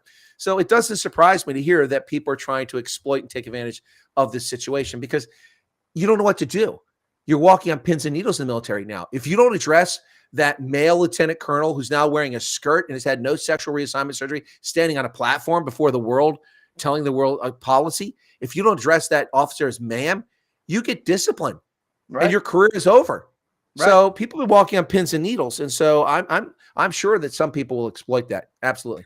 Oh yeah. Talking about, the sir ma'am thing, you deal with back in whenever I was, in the military early on, at least. And I know it's probably not as early as you, of course, but you get some of those old hard school. Easy now, whippersnapper. I resemble that comment. But some of those old school infantry guys, Ranger and all this stuff, special operators that have gotten older, they came over maybe to the regular Army side, and they're calling some of the female officers, sir. And it's just by sheer repetition that they accidentally do it. They correct themselves, but it's like, sir. It's like, oh man, sorry, And I've seen a couple of those guys, get in trouble for that. And it's like, hey, he didn't intentionally call her sir. Let's leave that alone. And of course, whenever they try to complain, it's like the colonel's like, yeah, I think it was just a sheer accident. He corrected himself. Let's move on. But they try to make a deal out of that, and that was something simple. No, absolutely. And you've got those pins and needles. You don't need pins and needles like that when you're trying to be a team that's responsible for life and death, that's responsible for making differences. You don't need that. It's just utter nonsense. But that's dead and buried. The 9,000, that may be the case. I mean, that's a very small number out of 1.4 million active duty service members. And that's what I said. We've heard this nonsense about, if you look at like polls, universities at Ivy League, as much as 35 to 40% of the current generation going to universities and Ivy League schools identify as gay, lesbian, bisexual, whatever they call non-binary, whatever the stuff it's made up is, all these other things. They identify as that. This is a consequence of playing to the delusions and youthful fantasies. And it's crazy. The human species has not been around for hundreds of thousands of years running around with transgenders. We have had, of course, hermaphrodites. There is a genetic condition that causes hermaphrodites to exist, and it's a difficult row for them to hoe. But this is just utter nonsense. And what bothers me about this so much, gentlemen, is as I cautioned people a long time ago that I told them like a decade ago that this transgenderism thing was it's going to outshine, it's going to steal all the light, it's going to crowd out all of the gay movement. And I'm not for or against the gay movement, but I'm just going to say is that gays in America struggled for such a long time to be recognized, to get what they felt were equal rights. I don't think they're equal rights. I mean, marriage is a religious institution. You don't have a special right. That's up to a church or synagogue. Anyway, but they fought for so long, dating back for centuries, but certainly going back to the 60s with Stonewall in New York. And they achieved this. And parity in America, where people just kind of, for the most part, don't really care about homosexuality, in society. They don't pay much attention to it. In fact, adoption by gay couples has become blasé in a lot of places. A lot of people still upset about it, but it's blasé in a lot of places. But as I said, you're yesterday's news. You're thrown out with the old fish. Nobody cares about gay or lesbian or bisexual. No, that doesn't shock anybody. Nobody's stopping it. It's all about trans. And that's what's happened here. It's hijacked that social movement. And I think it's unfortunate because what does transgenderism have to do with homosexuality? Nothing. So why is it lumped in with LGBTQ plus LMNXOPYZ? Why is it in there? Right, and it's funny as this was several years ago. Whenever I was at CPAC, I think it was like 2018 or whatever, and you saw really the on steroids, if you will, of DEI. And I talked to some of the log cabin Republicans, and they were talking about this movement is going to destroy the gains that we've made really, really quickly, and they were absolutely correct. No, and that's what I said. First off, a lot of people don't even know what the log cabin Republicans are. It's a very long established group of gay Republicans. What? There's gay Republicans? Of course, there's gay Republicans. There's gay everything. Right, and like they said their their sexual being gay is not what defines them. It's their political ideology, which is mostly conservative for the most part. But who they sleep with, who they love, who they marry has nothing to do with any of that. And it shouldn't even play into, who you sleep with shouldn't play into anything except for, your own personal beliefs. And that's it. It shouldn't define you getting a job or anything like that. That's the way I look at it. Well, and the other piece of this too is, and I'll caution people, and it's exactly right, is all this nonsense with this, school children being sexualized and being taught oral sex and rimming and all kinds of things like that, introducing this to minors. This is exactly what people who objected to homosexuality made an argument about. But it's not about homosexuality, but that community is being tarred and feathered with the predator. I mean, look, you got those two clowns that were like the face on social media of gay marriage, and they adopted these boys. But look what they did to them. They serially abused them, raped them, and then pimped them out, these little kids. It's horrible. So that is now being thrown on the gay community, which is something gay community fought forever, to fight this label being predators against children. So it's really unfortunate that all this nonsense with what do they call what are the dancers who go to these schools, the strippers, and what is that? Yeah, I don't even know. I'm having a senior moment here, folks. What are they called?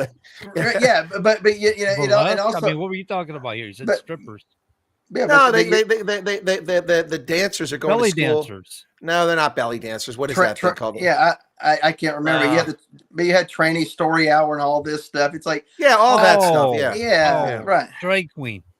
Drag queen, that's what we're looking for. There you go. Drag queens, yeah. I heard strippers. I'm like, burlesque.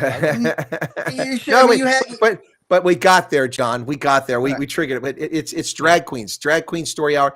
This is sexualizing children, and it's being applied to the gay community. They're being tarred and feathered with it. And it's unfortunate because I don't think the gay community is responsible for it. This is just disgraceful. And it's again, so look, the gay community has come so far for acceptance in society, for good or bad, right or wrong. That's where they've come. And it's all being retarded and regressed backwards because of this drag queen nonsense, because of the trans movement. It's really had an impact. I think it's not positive for the gay community. But, look, what can I say about it? I'm not a member of it. So that's just an outside observer's view. Right. Absolutely. Not that there's anything wrong with that. Right. And I was speaking to somebody who was gay, who's also conservative. And they said, this movement is essentially marginalized people who were just gay or lesbian, like they marginalized straight white men, if you will, like you said, white Anglo-Saxon Protestant. How we've been marginalized. Now all of a sudden they're going to be marginalized just the same for whatever's the most radical thing that they can come up with. Well, listen, speaking of marginalized, let's give a caller a chance to get in here, John. I understand we got a caller on the line, one of our frequent callers who calls in, and I suspect he wants to talk about the events of the past 2 days. And I'm curious to hear what he's got to say because I know that we're pretty excited about it. Dan, how are you feeling about the past 2 days? I'm absolutely excited, but before I get into some of the stuff I wanted to say is you did mention Amy Coney Barrett. And the thing there is sometimes it's at the time it's the lead Senate Majority Leader that kind of like controls what's going to happen with that. I mean, obviously, I felt like President Trump didn't want Amy Coney Barrett, but he was being forced by McConnell. And if you put he wanted a Cuban lady, I forget her name, who was out of Florida, and if you would have put her up and they shoot her down, you can't put them up again. So the thing about that is you might want to take a look at the fact that Jesse Barrett, her husband, is a lawyer for Fox Communications, Fox Corporation, and Cox Communications, which ties you right to Harry Fleischer, Karl Rove, Paul Ryan's there, and there's shit bag Sean Hannity, which I'm not a fan of, because he keeps rolling out those dirty rats. Now, even Griffin Eckstein reported mounting ethical questions strike at the court legitimacy that the justices still don't disclose this falsehood conflict. That was reported on May 24, 2024. Jesse Barrett also represented Fox Corporation in a defamation suit that was reported in the Rolling Stone. So it was Redmond versus Fox Television. Well, Dan, those are all fair points, but I might want to take a look at. Yeah, those are all fair points, but I think that our issue, certainly Todd Maya's issue with this, is that she's proven to be an unreliable conservative on the court. The media likes to portray the Supreme Court as a 6-3 conservative court. It's not even remotely that. There's too many votes that switch up. Hers being one of the major ones, of course, John Roberts, George Bush's biggest mistake.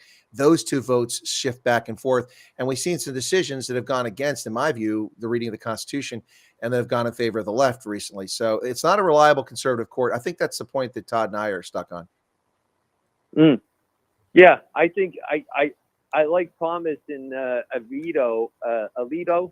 Yeah. Those two are very reliable. I just don't like her. I don't like her.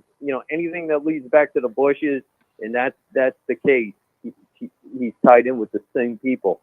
I mean, actually, if I recollect, I heard somewhere that he worked also on K Street. Her husband worked on K Street for Chuck Schumer's brother. I could find the info for you, but I think he worked for the lawyer firm, which he's got Chuck Schumer's brother has the biggest lawyer firm in D.C. Well, that doesn't surprise me at all. Look, you called in. You've got something on your mind. We kind of got you down a rabbit hole on that one because that's what we're talking about. But what did you want to share with us tonight? I know you're excited. We are giddy here. So what are you excited about? I'm a big. I like the fact that Trump took us out of the World Health Organization and the Paris Climate Accord, because I feel like they both those things lead you right back to the World Economic Forum. Do you guys agree with that? I assume. Oh, 100%. I think we're all in agreement with that.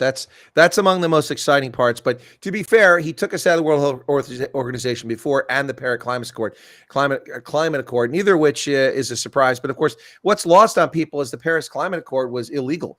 That was a treaty that was negotiated by Obama, and it's never been ratified by the Senate. But Biden moved ahead, imposing restrictions on our economy as if it was law when it's not. And so I'm glad that both those are gone, but not a surprise. Was there anything, Dan, that Trump did that really got you excited over the top? Maybe birthright citizenship, or maybe something that surprised you?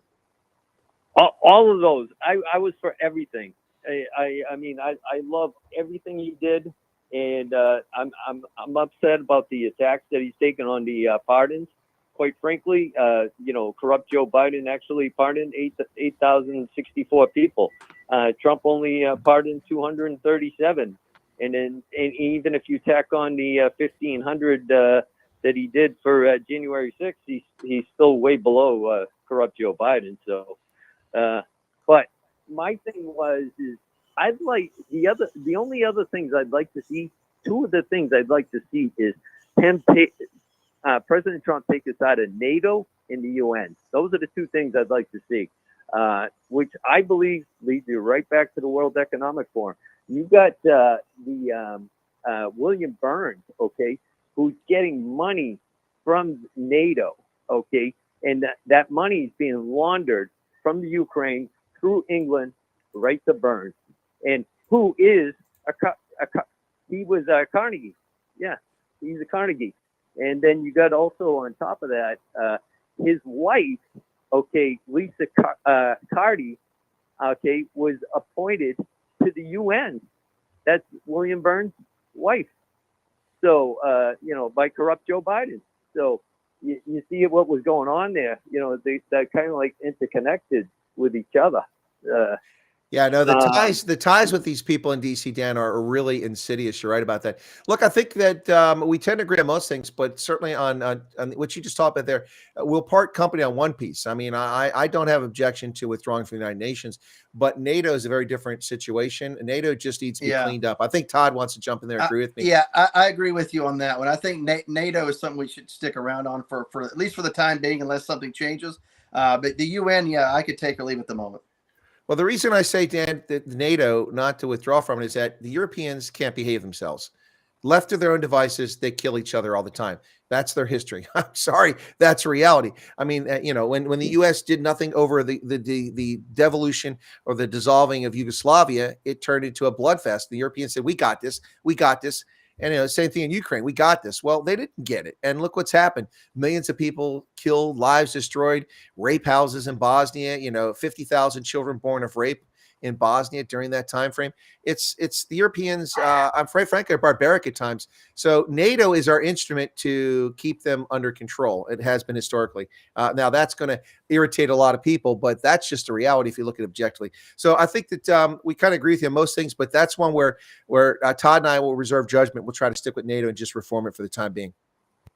Now, the thing about the UN that I don't like is it runs deep into our own country. They're embedded in our states, the towns and the cities.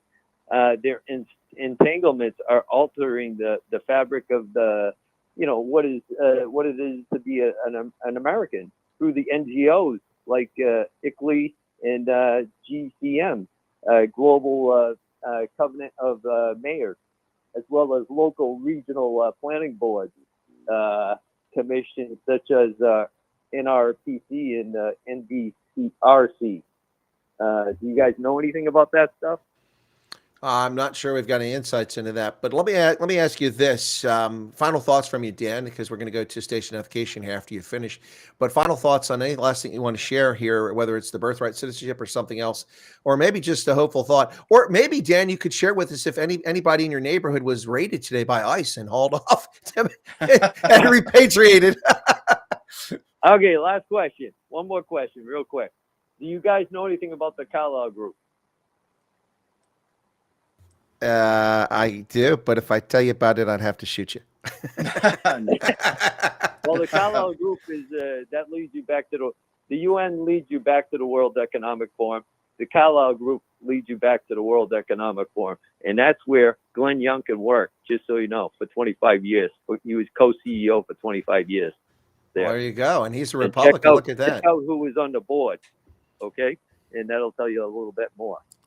All right. Well, thanks a lot, Dan, and congratulations to you and to all Americans. America's back, baby, better than ever. And our new theme song is Ice, Ice, Baby. Thanks a lot, Dan. Yeah, I can't wait till all the deportations happen. I mean, there's 30 happening, I think, and I'm excited. I'm excited because that's going to open, listen, we all voted for mass deportation, no citizen birthright, and no H-1B visas. That's it. That's it. That's what we want. So, and then after that, then we'll talk. Yeah. Well, there you go. Thanks for the call. Have a good evening. Yeah, before you jump in with the station ID there, Colonel, at the top of the hour, Sean Hannity, he's going to be interviewing President Trump, the first Oval Office interview, just so you know. I just want to throw that out there. Yeah, no, I was beginning to wonder if Hannity was out in the wilderness because we didn't see him. We didn't see. I mean, Hannity was all on board. He was fanboy number one for Trump from 2015 onwards, and had he had exclusive access to him.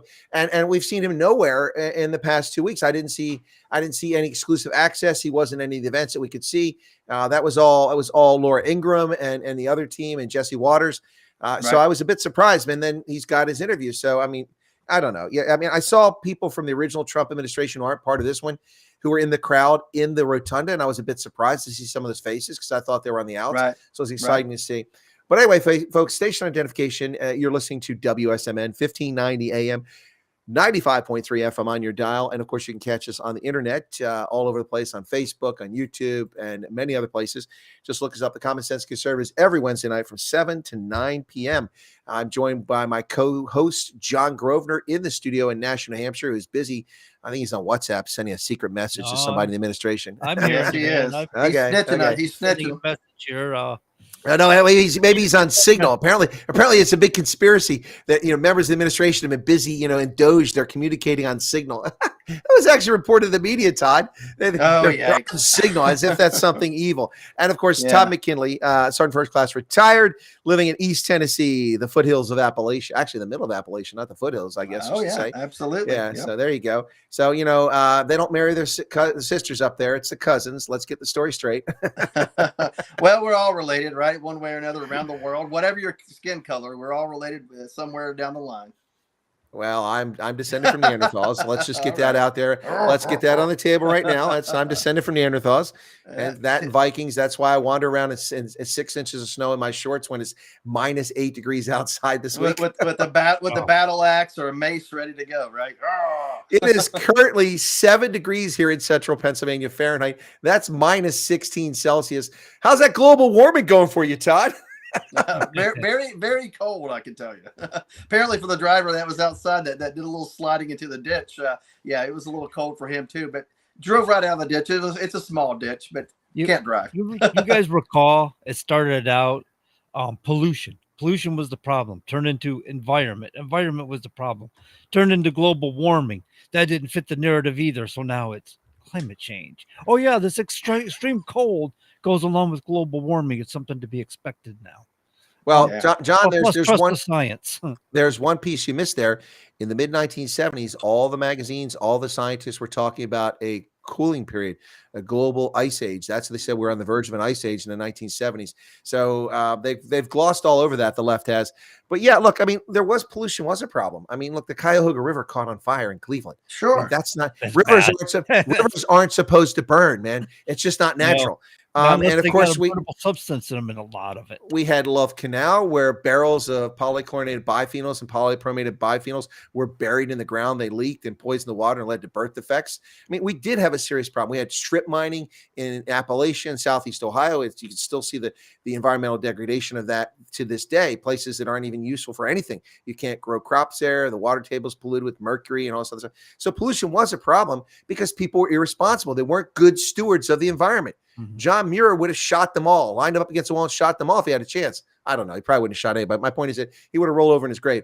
So that was a legitimate thing, and it was something that needed to be cleaned up. The good news is, as a society, we did. We have cleaner air, we have cleaner water, we have a safer environment, and we have more forestation in the United States today than when Europeans arrived in the 17th century. That's a fact. New England has more forest cover today than when the Pilgrims arrived. And how do we achieve that? Well, because we woke up to some degree.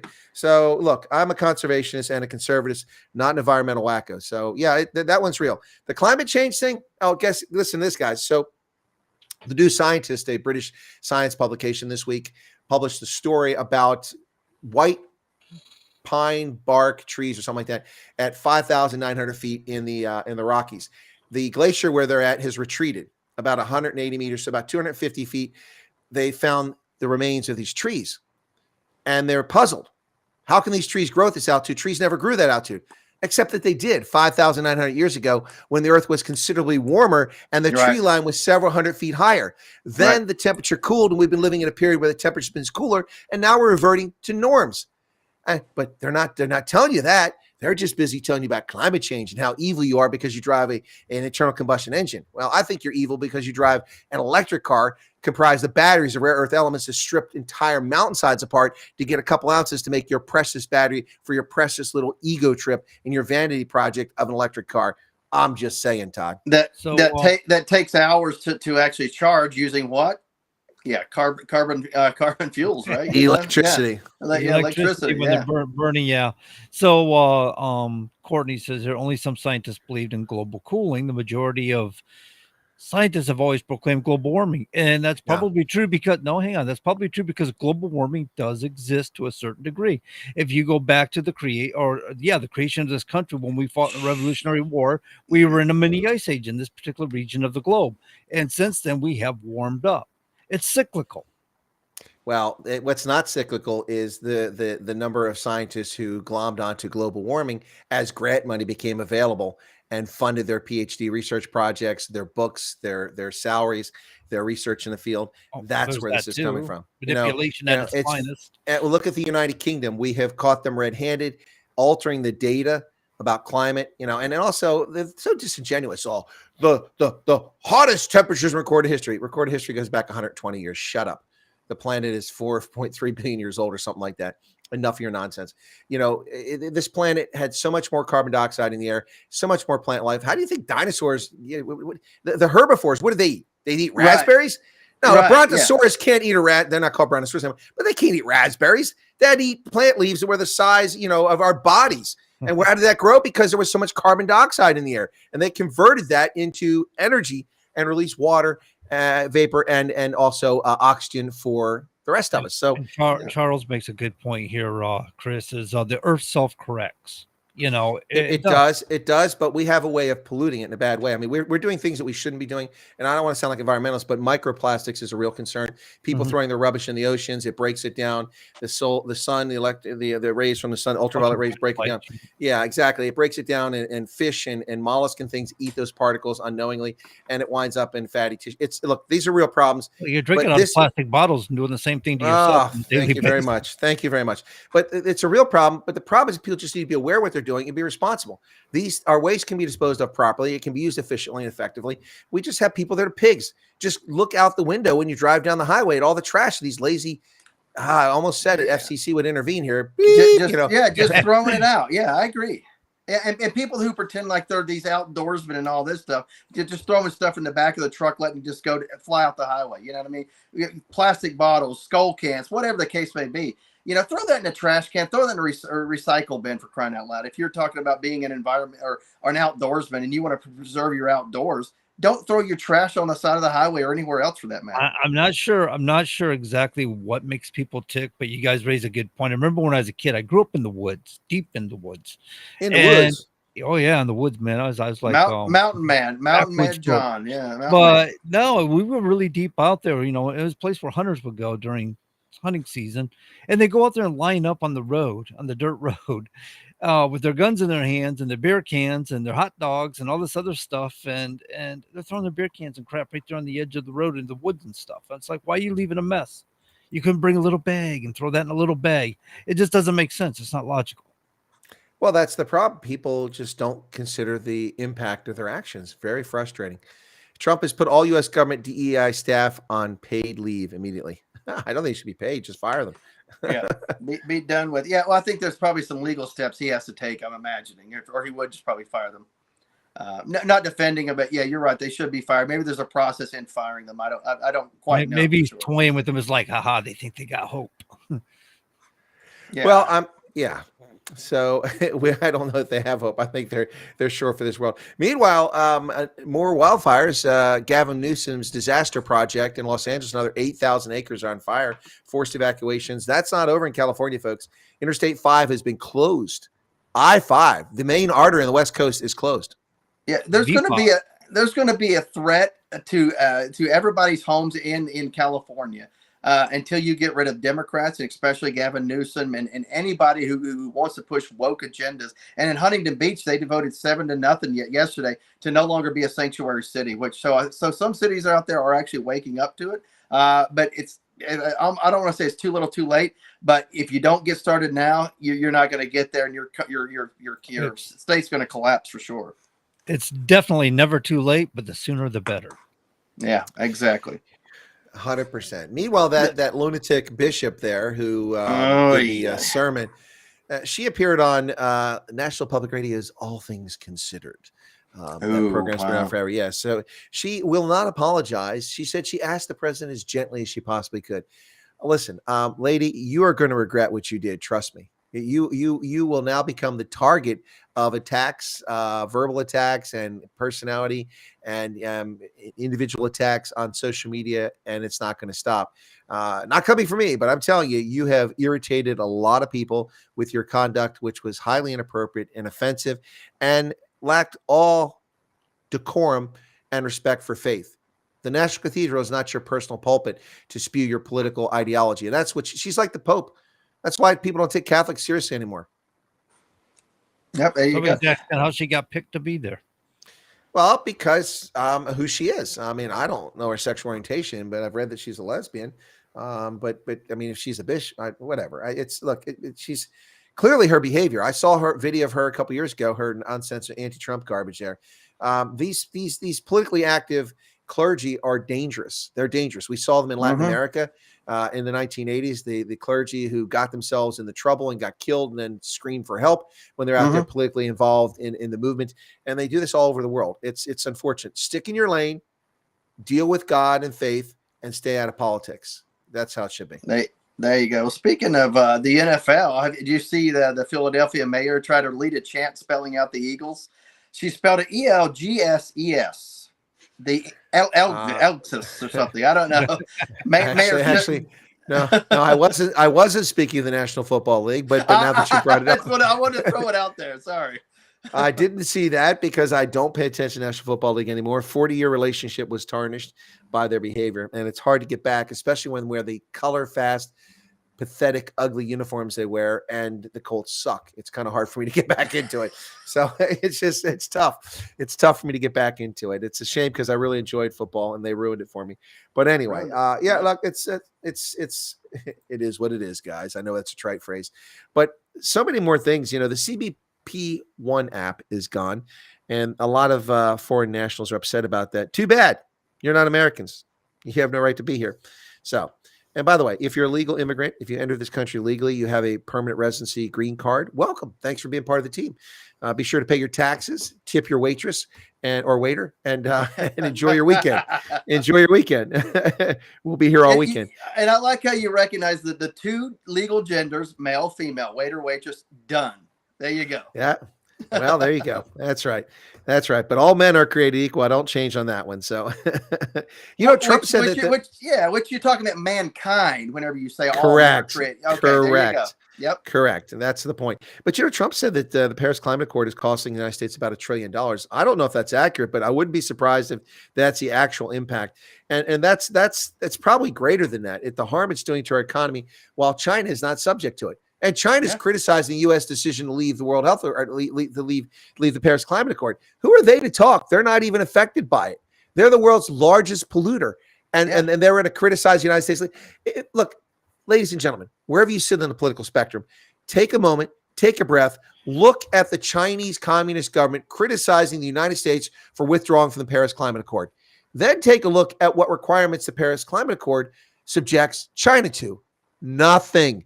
The world's second largest economy. We can't call it a developing country anymore. No. It is the second largest economy in the world. So if it did in fact surpass the United States, as the leftists claimed it would in 2015, didn't happen. In 2018, didn't happen. In 2020, didn't happen. 2023, 2024, it hasn't happened. It's still only 2/3 the size of our economy. But if that day comes, will we still call China a developing economy? People, pay attention here. You're being gaslit by the media, by academia, by politicians. The reality here is these people are pulling the wool over your eyes. Think for yourself. Don't listen to their garbage. 78 former Biden executive actions, including executive orders and presidential memoranda, overturned with the stroke of one pen. Todd, isn't that glorious? I love it. Let me ask you a question about the security clearances. Did anybody that get a security clearance pulled from that supported our Biden laptop? Okay. So I was wondering about that. General Michael Hayden, former director of the National Security Agency, right? I knew you knew him. And the director of the Central Intelligence Agency was one of them. There's a couple others which I won't disclose on public, but because I know them. I mean, it's not like we're buddies or anything like that. But the point is that it was fully warranted. Yeah. So my audience was asking me, why do these people have clearances if they're not in the CIA or in government anymore? And I don't understand that. Well, no, but let me explain for people. Some people still have clearances. I still have a clearance because I do contract work for the government. and I need access. So that clearance remains active unless I do something to warrant it being taken away. So that may be the case. They're up on advisory boards or doing consulting for corporations and need access. The problem is that they're abusing their access and abusing their titles to give the impression that, for instance, the Hunter Biden laptop was Russian disinformation. They had no evidence to that. They knew, quite frankly, the opposite of that. Anyone who signed that memorandum should be shunned forever. They're just liars. They have no credibility, none whatsoever. How could you possibly sign that memorandum and believe that to be true? Anyway, I mean, look, the evidence is there all along. The FBI covered it up. That's another place. Oh, I'm so excited about the FBI. It's being eviscerated. Abate resigned, gone. Christopher Wray gone. By the way, who else didn't get a pardon? Christopher Wray. What did Christopher Wray do? He actively, by the way, Biden preemptively pardoned White House staff who colluded, cajoled, and coerced tech into censoring Americans' violation of the First Amendment. So if that pardon holds up, they'll be safe. But not Christopher Wray. He actively subjugated the Americans' free speech using an agent as a third party, Twitter, to silence American speech during the COVID scam. Christopher Wray has not been pardoned and should be investigated for violation of the Constitution and prosecuted. That's what I got to say about that. I would love to see that happen for sure and set an example. And don't go after him just to set an example, but go after him because he actually did violate the law and Americans' constitutional rights for sure. Absolutely. And all these people interfered in the election in 2020. The statute of limitations hasn't run out on that. So let's get busy on that right now. By the way, the media is running around with Trump evil, retribution. One of the first things he did is he announced it right there at the Capitol Center. He signed an executive order directing the Department of Justice to end political persecution of political opponents from the other side of the aisle. He signed it, but they're not reporting that. He has an executive order out there directing the federal agencies not to seek retribution, something that his predecessor didn't do, and in fact, did just quite the opposite of that. Yep, interesting. So, yeah, I'm very optimistic for the next 4 years. I'm excited. And like I said, the energy in D.C. and for so many people who worked in the previous Trump administration that were there, and just people who are not even affiliated politically necessarily as far as, working in politics, just the everyday Americans that were there. I mean, people who just came to the Trump team, if you will, or Trump support this past few years, former Democrats. I mean, the energy is high. And I loved it, just sitting in line talking to people and just listening to what they had to say. Cold as all heck out there, but just listen to people who just never involved in politics are all of a sudden, alive and well and are awake, not woke, but are awake to what was going on. And it's just going to be a great next 4 years. And I hope that more Americans come to the political process, will get involved, and hopefully will vote in the next 2 to 4 years and ensure that the Democrats are marginalized and maybe go the way of the Whigs. We'll see how that goes. Well, Trump also reinstated the death penalty for federal crimes. So yes, that's sir. exciting. I love it. That's exciting. Why not? Why not? Look, it's a deterrent, and it actually prevents some people from misbehaving. So that's good to see. So we are coming up on the end of this. Do we want to revisit the birthright citizenship discussion here again? Of course, anything you want to add to that, Todd or John? You want to jump in there? A question about that? What are your thoughts? Because it's led to a perversion of the 14th Amendment, which was meant to grant citizenship to former slaves, not to people who slipped across the border and popped out a baby. Oh, look at this. We've got an anchor baby, and we've got Chinese nationals, over 600,000 Chinese born in California in birth tourism. So thoughts on that, John? What do you think about that, about this effort? Because it's going to stir a hornet's nest. It already has 22 states already filed a lawsuit against the Trump administration for this executive order. John, thoughts? Yeah, I don't know, man. I think that's been an issue for a long time. I think it's time we stop letting ourselves be a doormat for the rest of the world. It's getting nonsensical, I mean, I understand the idea if a baby was born in the United States, it may have dual citizenship, take it back to its country with its parents, and they can decide later on in life. But this whole anchoring into this country because you have a kid that was born in this country first, you're bringing a kid in here simply because you want to use it for your own purposes, and that just seems immoral to me. It is immoral. In fact, it's simply wrong. I have a real issue with that. If it's like when you have a trial and they collect evidence without a warrant, that's fruit of the poisonous tree. And to me, if your parents are here illegally and enter the country illegally, your birth is fruit of the poisonous tree. That act should not be accepted or tolerated as citizenship in this country. You should only have citizenship in the origin of your parents. And that's Todd. I agree with you 1,000% right there. I mean, think about it. Somebody's here working as an ambassador. They have a kid. Their kid's not an American citizen right off the bat. I believe that's the law, right? That is the interpretation of the 14th Amendment. You are 100% correct about and that. That's somebody who's in the country legally. So why is somebody illegally getting rewarded? Well, let me give you two examples of how this thing is an issue. So when I was attending l'École d'État-Major, which is the staff college in wait, had some French fries or had some of this Liberty fries. No, the l'École d'État-Major, which is the staff college in Tunisia. When I was stationed there at the embassy and I was attending that course, which lasted 10 months. It was a long course. But when I attended that course, the Commandant Major, which is like a brigadier general and the commandant of the school, invited me in to talk because he liked to talk to foreign students to see how things were going. And he was talking to me. And of course, we're speaking in French. And he said, no, my son, he's an American. I said, oh, your son's an American. I said, when did he immigrate to America? Oh, no, he's born there. I said, oh, your son was born there. Did you live in America? Oh, yes, I went to Command General Staff College at Fort Leavenworth. So my son has an American passport. What? He's not American. I said, so did your son grow up in America? No, he lives here in Tunisia. So his son has a passport, an American passport. He's not an American, but we have obligations to him because of that situation. So when I was teaching at the War College, one of my Nigerian students was talking to me about his brother. He said, my brother, his kids, they're all Americans. I said, oh, where does he live? Does he live in New York or Pennsylvania? No, he lives in Nigeria. I said, oh, he used to live in America. No, my brother's never lived in America. I said, sorry? He said, every time that my sister-in-law is pregnant, when she's in 7 or 8 months, she comes over on holiday to America, has the baby, and then they get a passport. So now these kids are being raised in Nigeria. They're not Americans, but they have American passports. And when they get in trouble with Nigerian authorities, they'll turn to the American consulate and seek our services to help adjudicate a local issue that has no bearing on the United States, drawing us into the domestic affairs of Nigeria or Burkina Faso or Afghanistan or Japan, wherever it's at. This is nonsense. This is utter nonsense. It's a complete perversion, and it's been tolerated for decades. And frankly, all this crap started with Reagan. Actually, you can go back to to Teddy Kennedy and the immigration reform back in 1960, 65. But Reagan gave amnesty to 3 million criminal alien invaders, and it's never stopped. It opened the floodgates, and it has never stopped since then. And it is time to turn it back. And all I got to say, man, is, ice, ice, baby. Stop and listen. This is in town with a brand new invention. Put your hands in the air. You are under arrest. You're being deported. That's it. When I grab a hold of my G9 tightly. Oh my goodness. And it's so funny is these sanctuary cities, Eric Adams as an example, now all of a sudden cooperating. They wanted to be a sanctuary city, sanctuary states. Now all of a sudden they don't want to. What has changed? It's not Trump.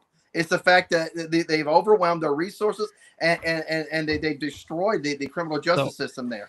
No, but Biden was supposed to fund these sanctuary cities, remember? And he was falling short on funding them and leaving them with the burden of the cost. New York City had a huge problem with that because they were underfunded. Yeah. Well, he should have done it with the money we sent over to Ukraine, right? But guys, should have been doing it at all. I know. I got you. It's not that at all. Before we wrap up, which is coming up here shortly, the bottom line here is these people are all frauds. Zuckerberg, Bill Gates, although he hasn't been kissing the ring, but Tim Cook is kissing the ring. Eric Adams kissing the ring. Misha and Joe going. They're all frauds. They are suck-ups. They go where the wind blows them. And now the wind is blowing this direction, so they've changed tack. But it's so funny. I was watching that. I was kind of annoyed with it. And I said to myself, I was watching it. I said, that's kind of a power move by Trump by all of a sudden putting them right behind him. It's like, these guys belong to me now. It's kind of the way I look at it. Exactly. And meanwhile, the left is like, oh, look at all the billionaire oligarchs. I'm sorry.